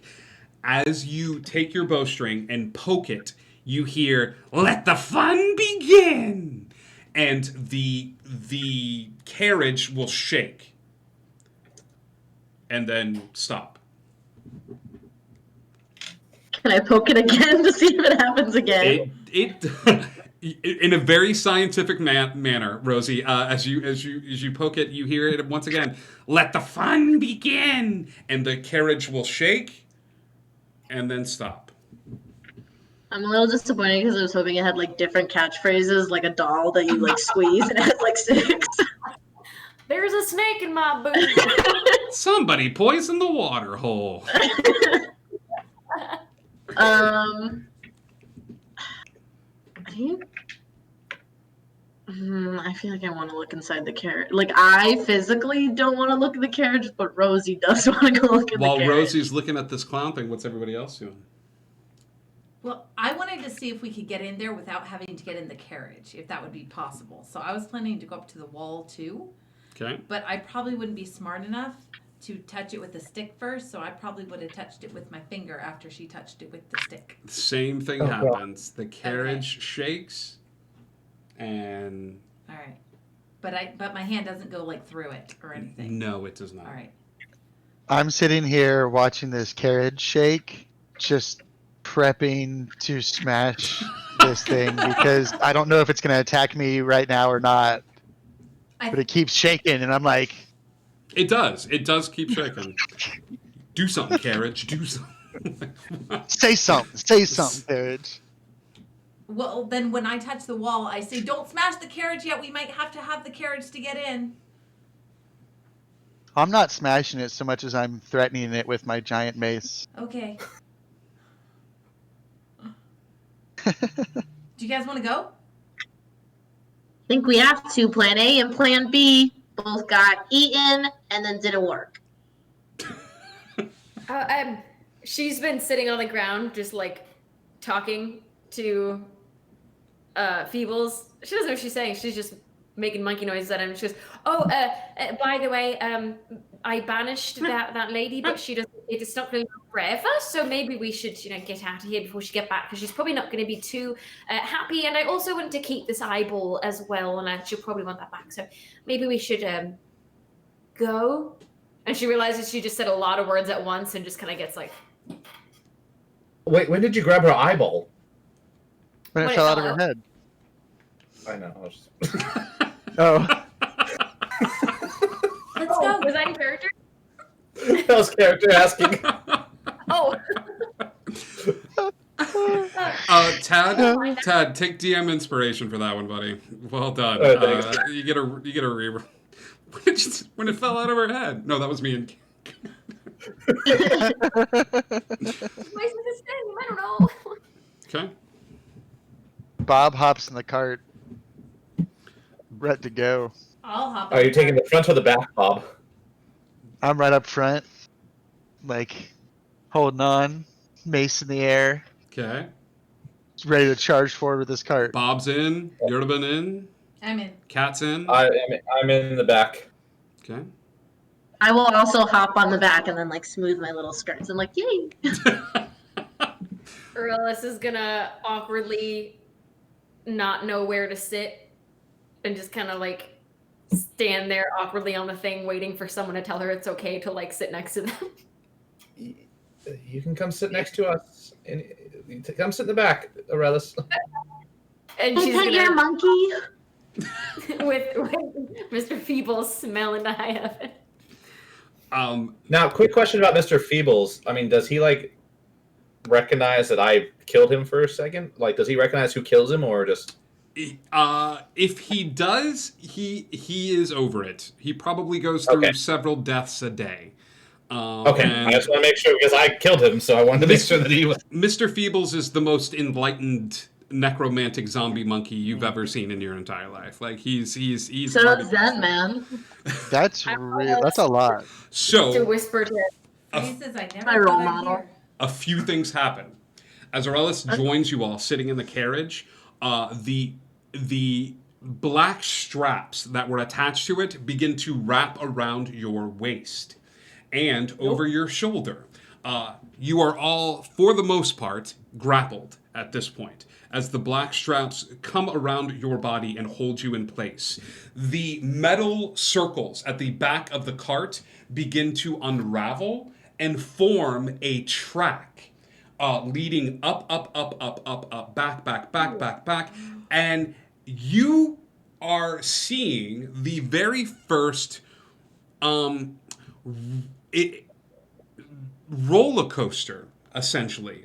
Those of you who have ever sort of imagined this, there's never been anything like it, but the track begins to form and the vehicle begins to scoot backwards on the track, raising up to these metal tracks that were built into the wheels of this roller coaster. As the roller coaster begins to move backwards ever more, you see that the track ends about 20 feet before the clown mouth. It's going to come off of the tracks about 20 feet before it hits the visage, and this thing is going to slam into it. With that, the brakes holding it in place are released, and the cart goes flying down. It is unbelievably fast as it begins to go running, flying towards this mouth, and you see the visage of Happy Jack. Its mouth opens with an unimaginable rows upon rows of sharp teeth. As the roller coaster goes flying towards the open mouth. While you are in this space, it is an odd kaleidoscope of sights and sounds. Think of the scene in Willy Wonka. That's exactly what I was thinking about, actually. You are upside down. You are loop-de-loops. There are these odd images and colors that go flying past, screams that seem to echo. You hear children's laughter. As all of this is happening, as you find yourselves leaving this dimension and entering the realm of Happy Jack, where everything is different. As the roller coaster comes to a complete stop, you see a tiny platform with a door marked exit. I need everybody to give me Constitution saving throws, please.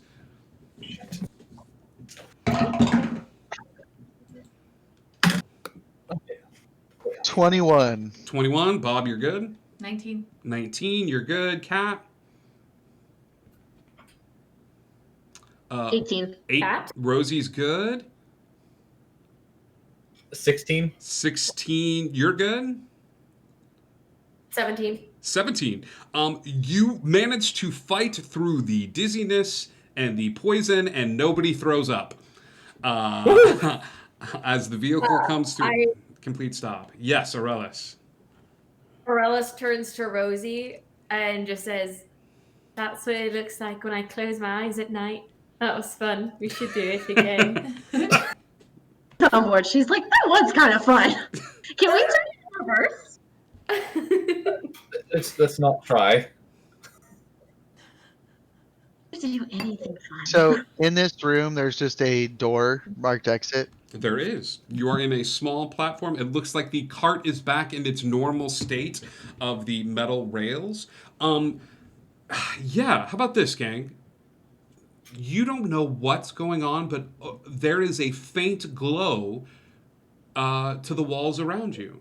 That sickeningly sweet smell that you smell from the candy place, you don't know if it's being pumped in or what, but it is all around you. The smells of yummy, delicious food that is bad for you, the soft glow to the walls, which adds a light here. If you listen very closely, you'll hear the faint sounds of music, not too unsimilar to the music that you heard if you tuned into the beginning of this show. And occasionally you'll just hear laughter. Does it sound like children's laughter or like creepy laughter?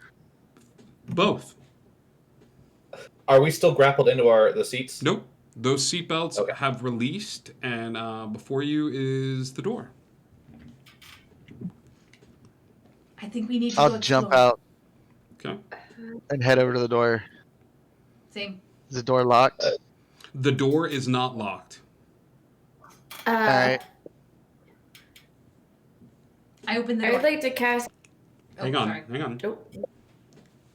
I just wanted to cast Detect Magic to see what kind of magic, if it's like illusion, if it's like what's going on, to see if I can, or Arcana check, one of those two, just. Sure. You catch. All around you are the faint signs of evocation, conjuration, and illusion. So all of them, cool. Not necromancy in this room. in this room. Okay. I am a sorcerer evocation, so Oh, I'm gonna- this.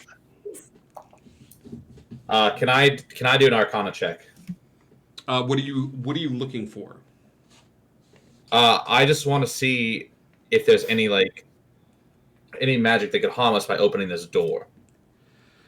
Ooh, give me. This is more of an investigation check, Erebin. Okay. 16. There doesn't appear to be anything harmful to the door itself. The door looks like it looks real.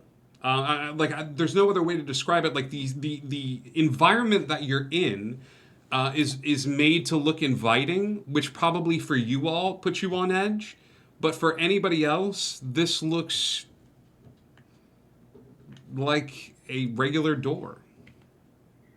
I don't know if you're gonna let me do this since it's more flavor that she hears kind of the dead talking to her. Does she not hear any spirits at all? Is it quiet in her head? You have invented this character facet, and I want to support it. So how about this? That's what I mean. Is it? How about this? Anytime you want to use this ability, I'll roll with the punches, Aurelis. Anytime you want to use this ability where you channel into the side of you that hears voices, tell me what level spell slot you want to burn. And that will be how in touch with your necromantic nature you are getting. This is me just thinking of this off the top of my head. So tell me what level spell slot you're going to burn. And that will be what sort of extent of your magic you are reaching outward to reach the spirits that walk this place. Okay, right now I would say it's just about a 1, because I'm just thinking if all of a sudden there's just nothing, like when they were outside and now that they're inside, there's nothing, or if she can still, if there's any whispers or anything. With a 1, you start concentrating, and there are too many voices, Aurelis. Something bad happened here. Something real, real bad. However, you do not hear any children's voices in those that have passed. Okay. Hey everyone. It's really noisy in here. I'm thinking something bad happened. Like real noisy, like lots of badness happened in here. So maybe we should either go back or just keep going forward because it's getting kind of loud. Not that I want to. I'm gonna do a perception check. Do I hear anything? Hang on, Bob. Cat. Not that you want to go. Not that I want to go back, but is the carriage there? Like it looks like an easy route back. Like anytime we could just pop on the carriage and go back, or there's no way back right now. You are all, as far as I'm concerned, still. Some of you are still in the carriage. Has everybody gotten out? I was at the door. Yeah, I would have hopped off now. Okay. The minute you guys got out, the carriage would have left. Like it would have just not like gone back the track it went, but just disappeared. And so there's no like exit or way back that we can see at this moment. There's one door. Okay, got it. Okay, just checking. Sorry. Go ahead, Bob. I was asking if I hear anything with my perception check that because she's saying it's really noisy. So I have a perception check of 10. Give me yeah, Bob, it's not that noisy to you. Yeah, I don't hear anything. What are you talking about? Oh, sorry. The voices in the head, the ghosties. There's lots of them, so I'm thinking lots of people died here.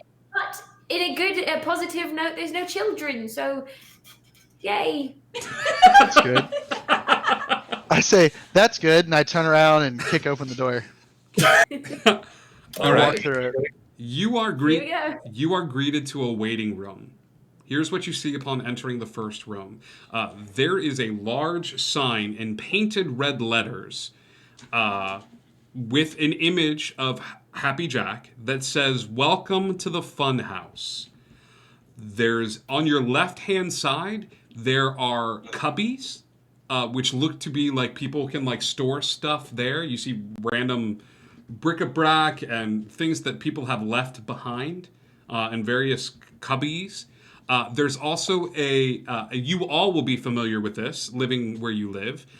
There's a queue set up, a red velvet queue that leads underneath that sign that says "Welcome to the Funhouse." To the right of this space is a white door that says "Only Happy Jack personnel behind this point." And in the middle of the room is a really large wooden crate. It is a 10-foot square wooden box covered in polka dots. I'd like to investigate the cubbies. I'd like to go investigate the cubbies. I'd like to see if there's any clues about the children missing. I'd like to I run investigate over to the box. I've got a British accent. If there's anything the British are good at, it's queuing. So she's gonna stand in line. You're gonna stand in line. We walk in and Relis is like, "Oh, a queue. I know how to do this." I think I got this. I feel comfortable. Just go to our comfort zone, guys. Every single one of you that is looking at the cubbies, go ahead and give me 2d6, please. 8. 8. 1, 2, 3. Okay. Ooh. So you're digging around in the cubby. You find a snake fang. Like it looks like it's attached to like a necklace. Like it looks like a kid might wear this or something. Like you remember when you used to collect like shark teeth or something like that? Yeah. Mm-hmm. But that's what you find in a little cubby. Who else is looking at cubbies? I was also looking in the cubby. Rosie, give me 2d6. I got 6 for that one. Ooh, okay. Huh. Okay, so Rosie, it's appropriate that you would find this too. It kind of matches what Urban found. You find a figurine. It's painted. It almost looks like a D&D mini. But this is a woman that from the top half is a very beautiful woman with long black hair. She's adorned with like jewelry and things of that sort. But the bottom half of her is a snake. Cool. Okay, so beautiful one to the top, but the bottom half of her is a snake, and this is the figurine that you find in your little cubby. Okay. I definitely want to show it to everyone and be like, look at that. Yeah. Does my character ever heard of any type of people with snake bodies? You would have, but they are not. They're not hybrids.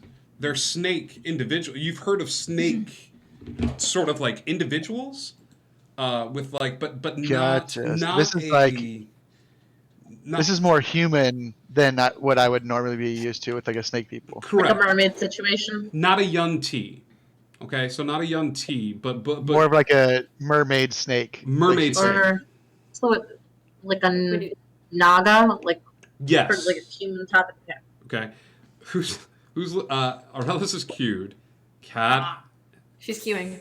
Gift. She's doing a real good job. Okay, so is this Is this like flat box or does this have slats? Like slits? It is like flat box. Okay. I want to try and pick it up. Okay. It's 10 foot.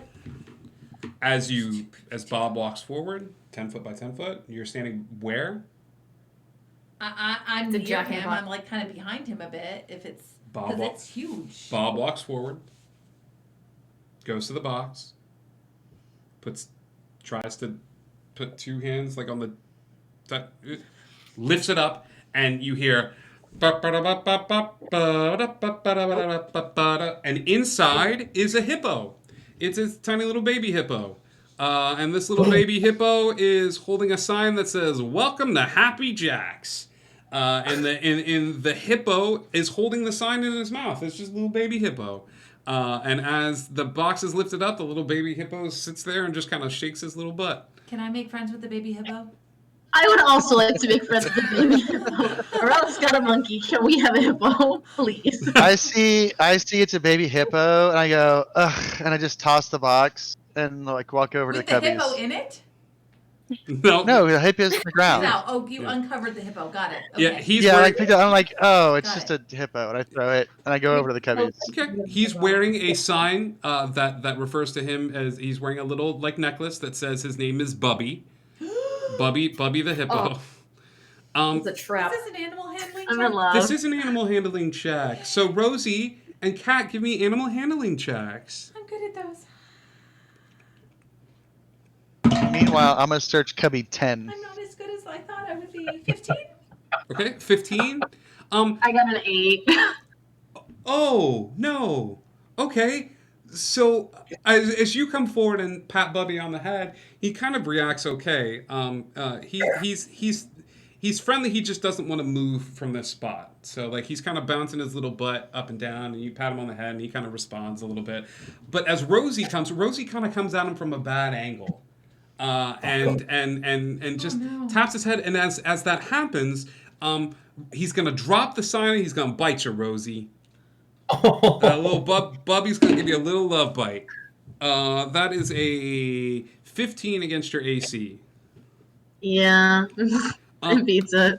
And so Bubby gives you a little bite. And he I need you to give me a Constitution saving throw, Rosie. Please. Little bitty bite, you know.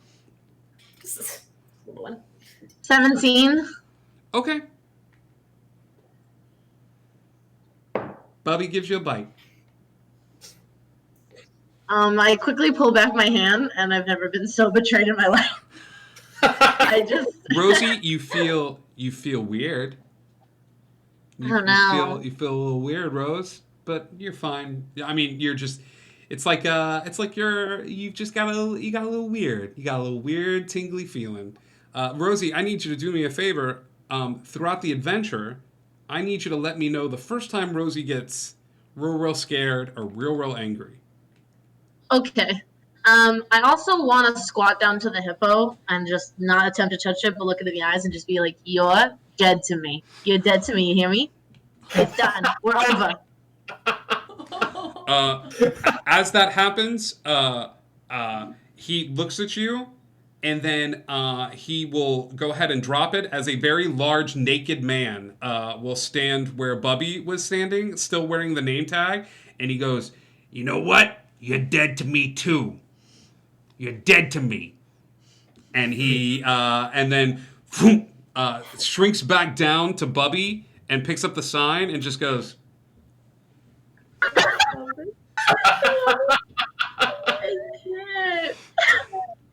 He gets a really because she's just like, "I'm just gonna queue. And she gets right back to her lips and is like, "I can't deal with this right now." Boisterous Bear. I pictured that too. Boisterous Bear, cannon. That is Danny DeVito. That is a naked Danny DeVito. that is canon. Boisterous Bear is co-DM for this. That is a little naked Danny DeVito who's like, "You're dead to me." Can I say to him? Can I say to him in Druidic? Because he's probably a druid like me. So can I say to him, "That's a great hippo shape. What is your real hippo named Bubby?" There is no reaction. He has no idea what you said. Oh, I was hoping to make a friend. That's the only way he understands. Who's got an intelligence of 18 or higher? It's a dubstep, right? So who has an intelligence? Who has an int stat of, I'll say 17 or higher? I have Oh 17. god, I sure don't. I have an 8. I have 17. Aurelis and The Urban, wizards are. give me intelligence checks, please. Bob just raises his hand. For no reason. Just meta, like Bob hears the DM's voice. I literally rolled a 17. 17? Unnatural 20. Unnatural 20. Did you add your into that, Urban? Yeah, so I rolled a 14 plus us 3, so I rolled 14 17. too. Hey, Aurelis. Yeah. It's how did you roll it? What is your int? This is just a regular int check, not an int save. +6. You have a +6 to your int? Oh, are you doing Arcana or are you doing? Nope, just intelligence. It's +6. It shouldn't be anything above a +5. It's 20 intellect gives you. I can send Oh, are a you picture. looking at intellect saving throw? I'm just looking at. Oh, sorry. Yeah, I'm looking at intelligence saving throw. That's what it +3. is. Okay, that's 14, 15, 16, 17 then. The only reason that this thing could turn into a hippo and then back into a human and then back into a hippo, but doesn't understand what Cat is saying, is if it was something else. That's not a hippo. That's Bravo. that's a were hippo. Excellent. But she says this very steadfastly queuing. It's a were hippo, and then just back to queuing. My mortal enemy, Bubby the Hippo. In case you missed what she said, it's a were hippo. I have never met a were hippo before. You actually have one in your party. A were hippo? You do now. You are queued up. Rosie is queued up. Aurelis is queued up. Everybody is queued up. So I was searching cubby 10 when I left the box. I saw it was a hippo. I just walked over the cubbies. Unfortunately, the only two things in there were those individuals. As if the world crafts itself to the people who look for those particular things, which is odd. But there is nothing else in the cubbies for you to find. I'm just all pissed off. There's a hippo I don't care about. It's Bubby, man. Nothing in the cubbies. I'm just gonna go get in line. I'm so happy that we have Bubby on our side now. But Buddy's not on our side. I think we're missing what he's saying here. Bubby is not on your side. Bubby stays Oh. here. Rosie has. When a werewolf bites someone, they make a new werewolf. Oh, you're a were hippo now. But we don't I know got that it now. Yeah, would they be love smart her. enough to realize that? He hasn't said anything that she got better or anything. No. So. You, the players, probably know. And Rosie. Cat is really excited that we have a were hippo now. But Rosie needs to let me know the next time she gets real angry or real scared. Yes. And I will go ahead and have the hippo stats pulled up. Okay. And shenanigans will ensue. Okay. Is that a curse? What? Is it a curse? It is. Okay. Just for you to know, Rosie, it's a curse. Just in case you want to. Or is it a gift? It's a gift if you're turning into a hippo. For mechanics wise, it's a curse. You queue up in the line. There is nobody in front of you because no one would be dumb enough to go inside of this except these guys. There is. Oh wait. So is this queue to the door that says employees only? No. Or is this- That is off to the side. Oh, okay. Yeah. So are we gonna ignore this employees only door? I kind of want to go Yeah. in, but You don't. Employee, sorry. I mean, So we're just gonna walk in. it's really tempting to go in, isn't it? I mean, really, we're on a There's mission to find these children, and what if an employee knows where they are? I mean, you can do it. I'm queuing. Maybe the monkey can go in and check. Because if it's booby trapped, it's fine. That's a good Yeah, idea. can you send Mr. Feeble? Because he's kind of an employee anyway, right? Yes, but consider this. He's mine. And if he goes through the door and doesn't come back because Jack decides that he wants his monkey back, and now we've lost an ally and he is working with the enemy, and I'm also taking care of him. I promised him I would let nothing bad happen to him, so he's going to stay on my shoulder. Back to queuing.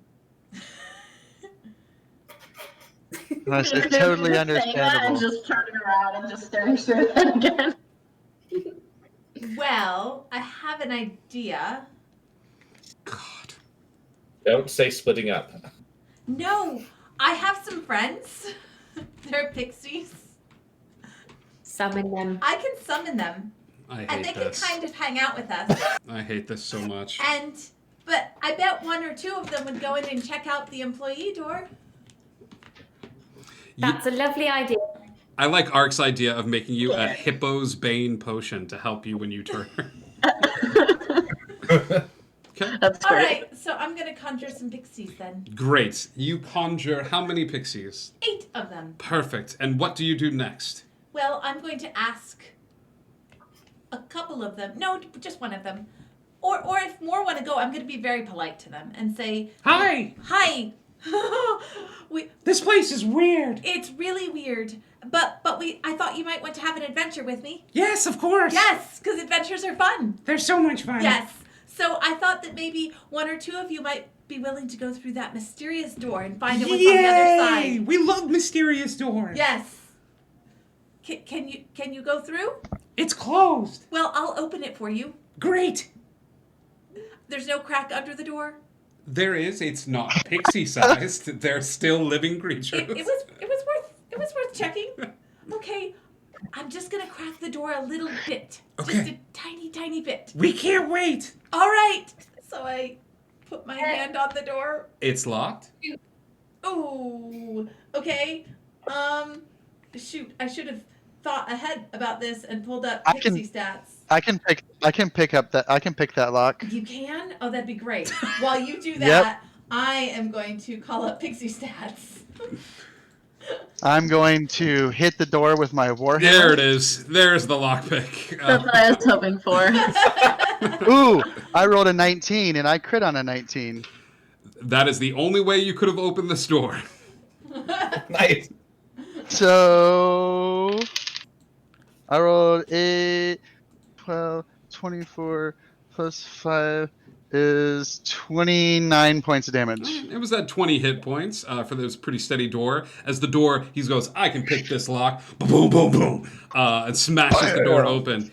And the pixies are like, the door's open. And I turn and I bow and put my hand out like I just opened the door for somebody. I'm hoping only like 1 or 2 of them want to go in because I don't want to waste my pixies. Okay. You're floating all the pixies. Yes. How many are you sending? Why don't just 1 or 2 of you go in and pop around and peek and see what's there and then come back out and tell us? Okay. And they go flying in. They're like, it's a hallway. Well, you have to go further and really investigate it. You know what? All 8 of you, go ahead in. Just explore everywhere you can and come back and tell us about it. They're not going to come back.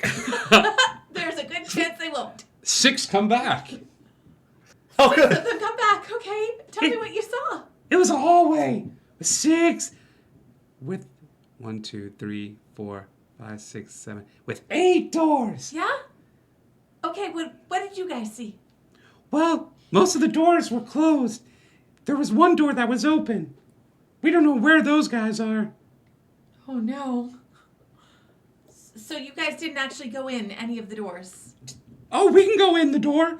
And 6 more go flying in towards the open door, and they don't come back. Well, who saw that coming? This is why I didn't send Jack, the monkey. Well, we His know name's there's Jack lots of now? interesting stuff in there. It's hard not to call him Jack the monkey. Wait. So, can I go now? Pixies died in the making of this scene. It was I'll say you have 2 pixies. You have 2 pixies that stayed behind, but you lost 6 of them, okay? All right. They're like, do you want us to go look in the open door as well? No, it's okay. No, we don't mind. No, it's fine. It's fine. If we want to see it, we'll all go in together. We just feel this wasn't thought through. It was not.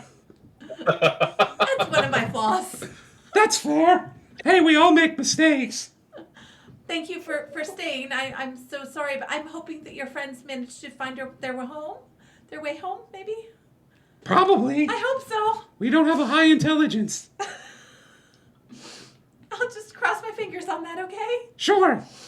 You can stay really close, like sit on my shoulder or something. I'll protect you. You got 2 pixies on your shoulders. Okay. Because I love you. Aw. Okay, gang. I feel like I just need to summon up an animal now to have on my shoulder, and I just keep joining. You can go get Can Bobby. I go down the hallway now? Yeah. Put Bobby on my shoulders. Bob, there are 4 doors. I'm asking the group. Oh, you're asking the group. Can I go in there now? Can Should we go in? I think we should all go in and not split up anymore, or we'll end up like the Pixies. I absolutely think that's a terrible idea. I know that's a bit harsh, but they went in, they didn't come out. Probably the same thing going to happen to you. Also, it's quite rude to go down a door that says Hey. employees only when there's a sign that says we should queue here. Just But the kids went in and never came out, so I thought maybe if the Pixies went in and never came out, maybe the same thing happened. We could be employees. We could say that we're looking for a job opportunity, which kind of we are all the time.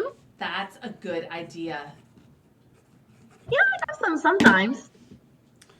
I mean, we are circus. We work for a circus, so I mean, this is all right up our alley. We also know I'm what a- happened to their other employee. We're coming with information.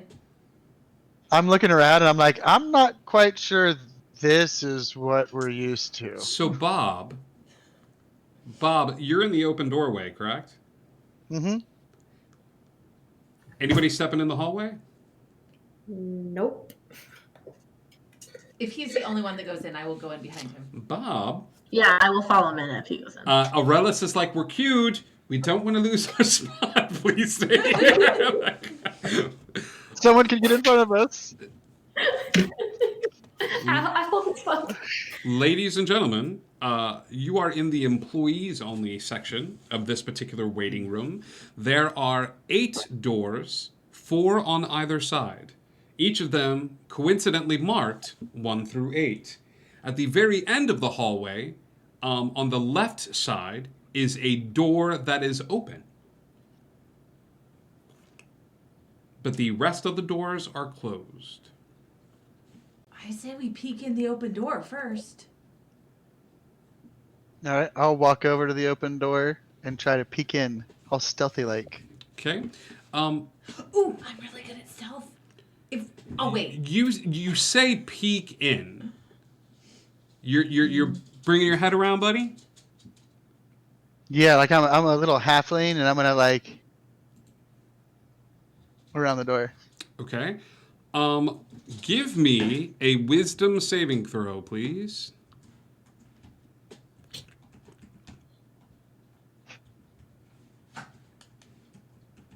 Ha! Probably that's a 1. Non-natural 1. Roll a d10, please. Oh no. Oof. 7. As you come into this space, you, as your head breaks the plane of the door to peek in, you hear as a little spray of water, like drops upon your head as your head passes through. How old is Bob the Ferocious? Probably like gnomes live a long time, right? Yeah. Probably like 50. Not anymore. Bob, as a little bit of the water splashes on the top of your head, you de-age 7 years. You are now 43 years old. As you feel those knees, feel a little bit better. You know what I mean? Like you're feeling a little bit like a younger man.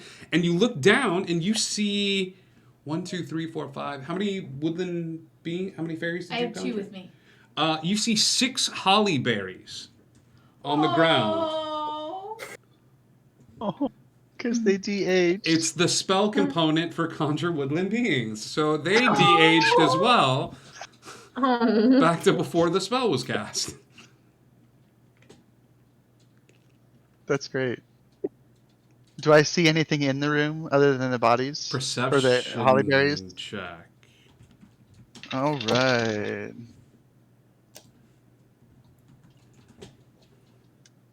$12. You see a slightly dampened, mildewed body of an old man against the back wall of this space. He is very obviously dead.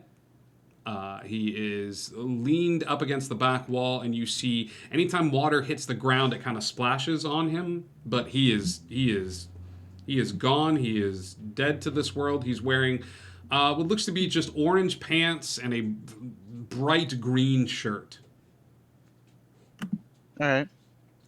I will let everybody know what I saw in the room, and that there's some great water here. If any of you are like feeling like weak knees or whatever, man, I feel It great just right now. randomly splashed on him. You have We don't no know. idea. It just randomly You s- splashed Where on you. where did sense- it come from? Like above me? Yep. Yeah, it dropped down on my head, and I feel great right now. Like it's good water. Should we tell Aurelis about the dead body because she might want to bring him back? Yeah. He does love a good dead body. Okay, I'm gonna run down the hallway, peek my head out the door, and say, "There's a dead body in here." Could you bring it here?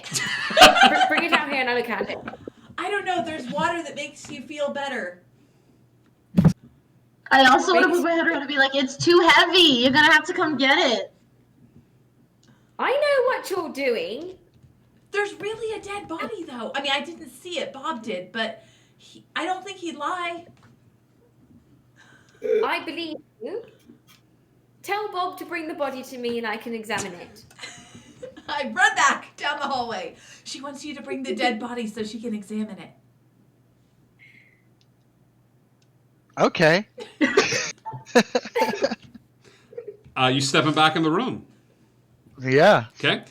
Give me another wisdom saving throw, please. As you cross 13. the threshold. 13. Give me a D10, please. He's gonna be a teenager. 7 again. Another 7 years pass, buddy. You are now 36. Oh, I'm in my 30s. Oh God, this is great. Yep, there is a dead body in here. It is slightly mildewed, but it is wearing what looks to be the outfits of Happy Jacks. But you can tell it's got a little Try bit and of a pick it up. beard. Yeah, you can pick it up. And I'll carry it out to Aurelis. Okay. Can I This see my pixie remains? you see. Are you sticking your head in? Nothing bad happened. He just said he felt great. That's So- right. Crap. Do we Yeah. notice? Okay. Hey, Tad. Yeah, hold on. Can we notice that he like his features change at all, or is it just he feels it inside? He says he feels great as a halfling. Like I don't know if anybody would notice, but hey, Tad, comedy comes in how many? 3. So it's the rule of how many? 3. And how many times has water splashed on somebody? 4 actually. That's 2. 1 time on Bob, and then Bob walked in again, and that's 2. And who's the third person? Oh no. Well, it was the pixies first, but the first of us 2 pixies went in there, and then 4 more pixies went in there, so Sure. that's technically 4. Yeah, but of you guys, it's Bob twice and then Kat. So Kat, give me a Oh, dexterity gosh. saving throw as the water balloon drops. Oh, crud. And it's not drops of water, it's a water balloon. Oh, crud. My dex save. Shoot. My dex save is a 14. Great. So you'll take half of this. Go ahead and roll your 4d10, please.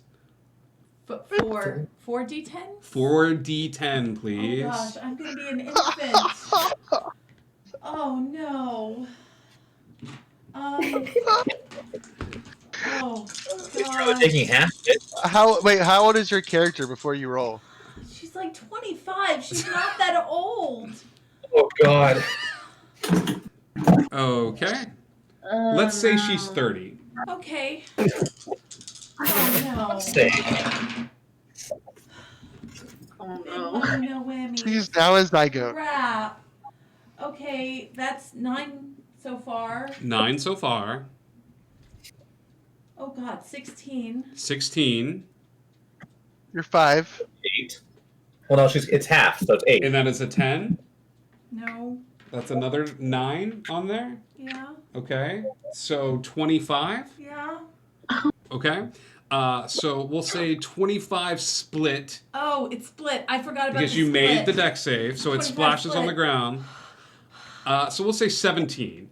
Okay, As that's the not so bad. as the water balloon hits, Wait, 25. No, 25. No.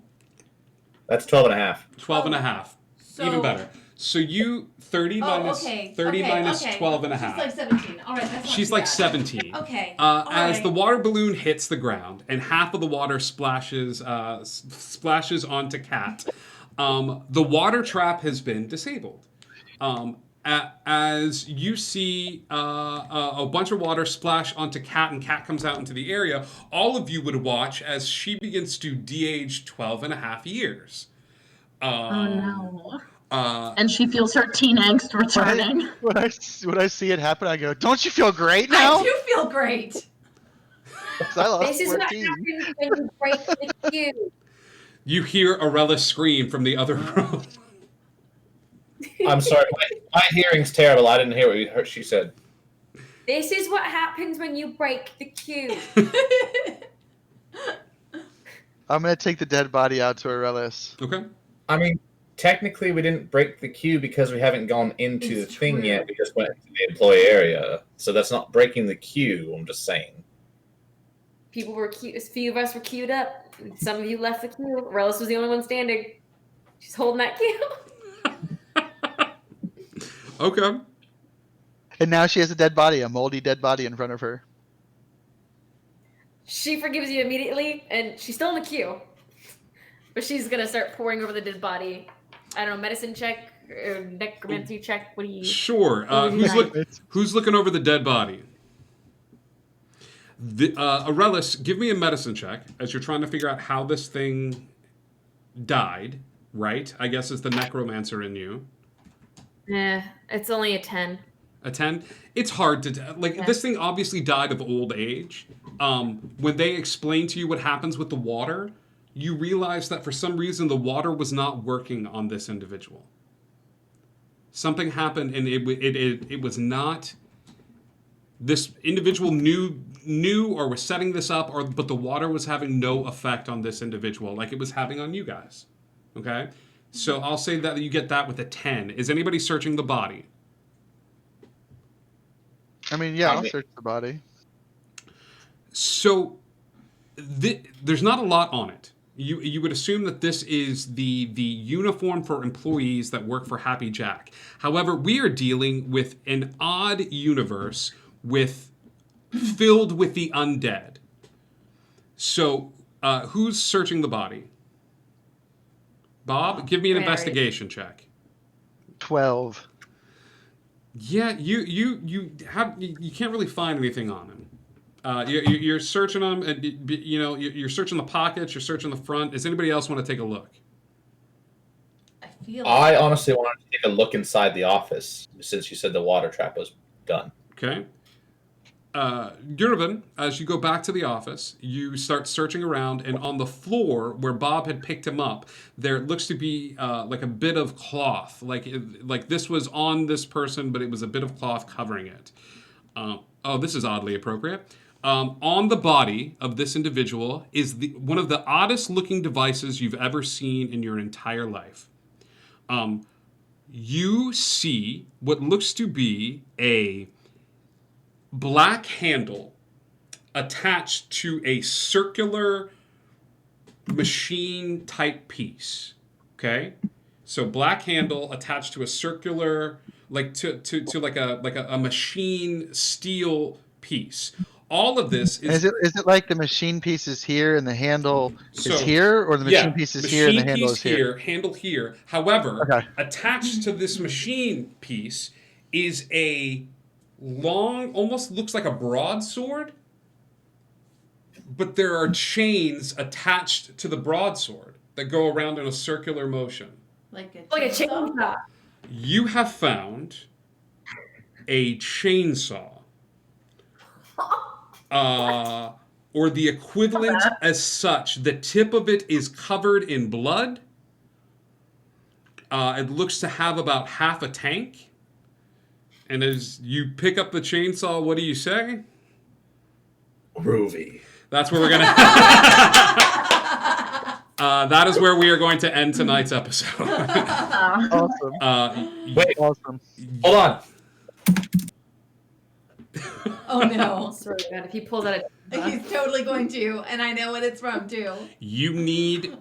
I feel love good prop work. Proficiency with martial melee weapons allows you to add your proficiency bonus to this. It takes 1 round to activate this bad boy as you pull the chain, and it takes 1 liter of gasoline per hour that the chainsaw is activated. You will be able to find random canisters of gasoline spread throughout the funhouse, almost like a power-up in a video game, in order to get the chainsaw to work. Okay? And I missed the beginning part while I was grabbing the chainsaw. What did you say about it? So you need martial weapon proficiency to get it to work. It takes gasoline to get it moving. It's got about half a tank. Okay?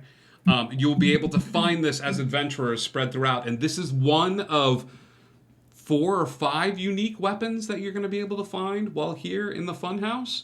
The blade can get caught on armor, flesh, and bone. Okay? And it keeps the creature firmly in that spot as the chainsaw cuts into it. So the creature is grappled while the chainsaw is activated. As you're cutting into it, it does 3d6 slashing damage on melee attacks. Okay. Melee attacks against the creature are at advantage because it is grappled and caught up in the blade once the first attack hits. That is where we are going to end tonight's episode. Thank you so much. We appreciate you so much. Everybody new that was here with us. Mace, I haven't forgotten about my +5. Maya, don't forget about your advantage roll that you were granted. I noted it down. Hold that and write that down, please. Thank you guys so much for tuning in. We're going to continue this onward because there's too much fun stuff to play around with. I love it. Yeah. We also got to see Rosie get angry and hippo out. Yes, I got to pick a lock. You got to pick a lock. And Aurelis, you're cued. You are at the front of the line. And you have Mr. Feebles as your animal companion. Continuing the trend, I guess, of you finding the coolest animal companion, too. Of like an adventure. Until Rosie turns into a hippo and we have the best animal companion. It's fair. I don't know. Archimedes is pretty cool. Can't wait. Archimedes is dope. We love you guys so much. Indigo Connect. We're gonna go raid Tabletop Notch with some viewers to spread the TTRPG love. So thank you for all the new people that joined us tonight and hung out. Indigo Connect, and hey, thanks for clowning around. We'll see you guys soon. Damn. Yeah.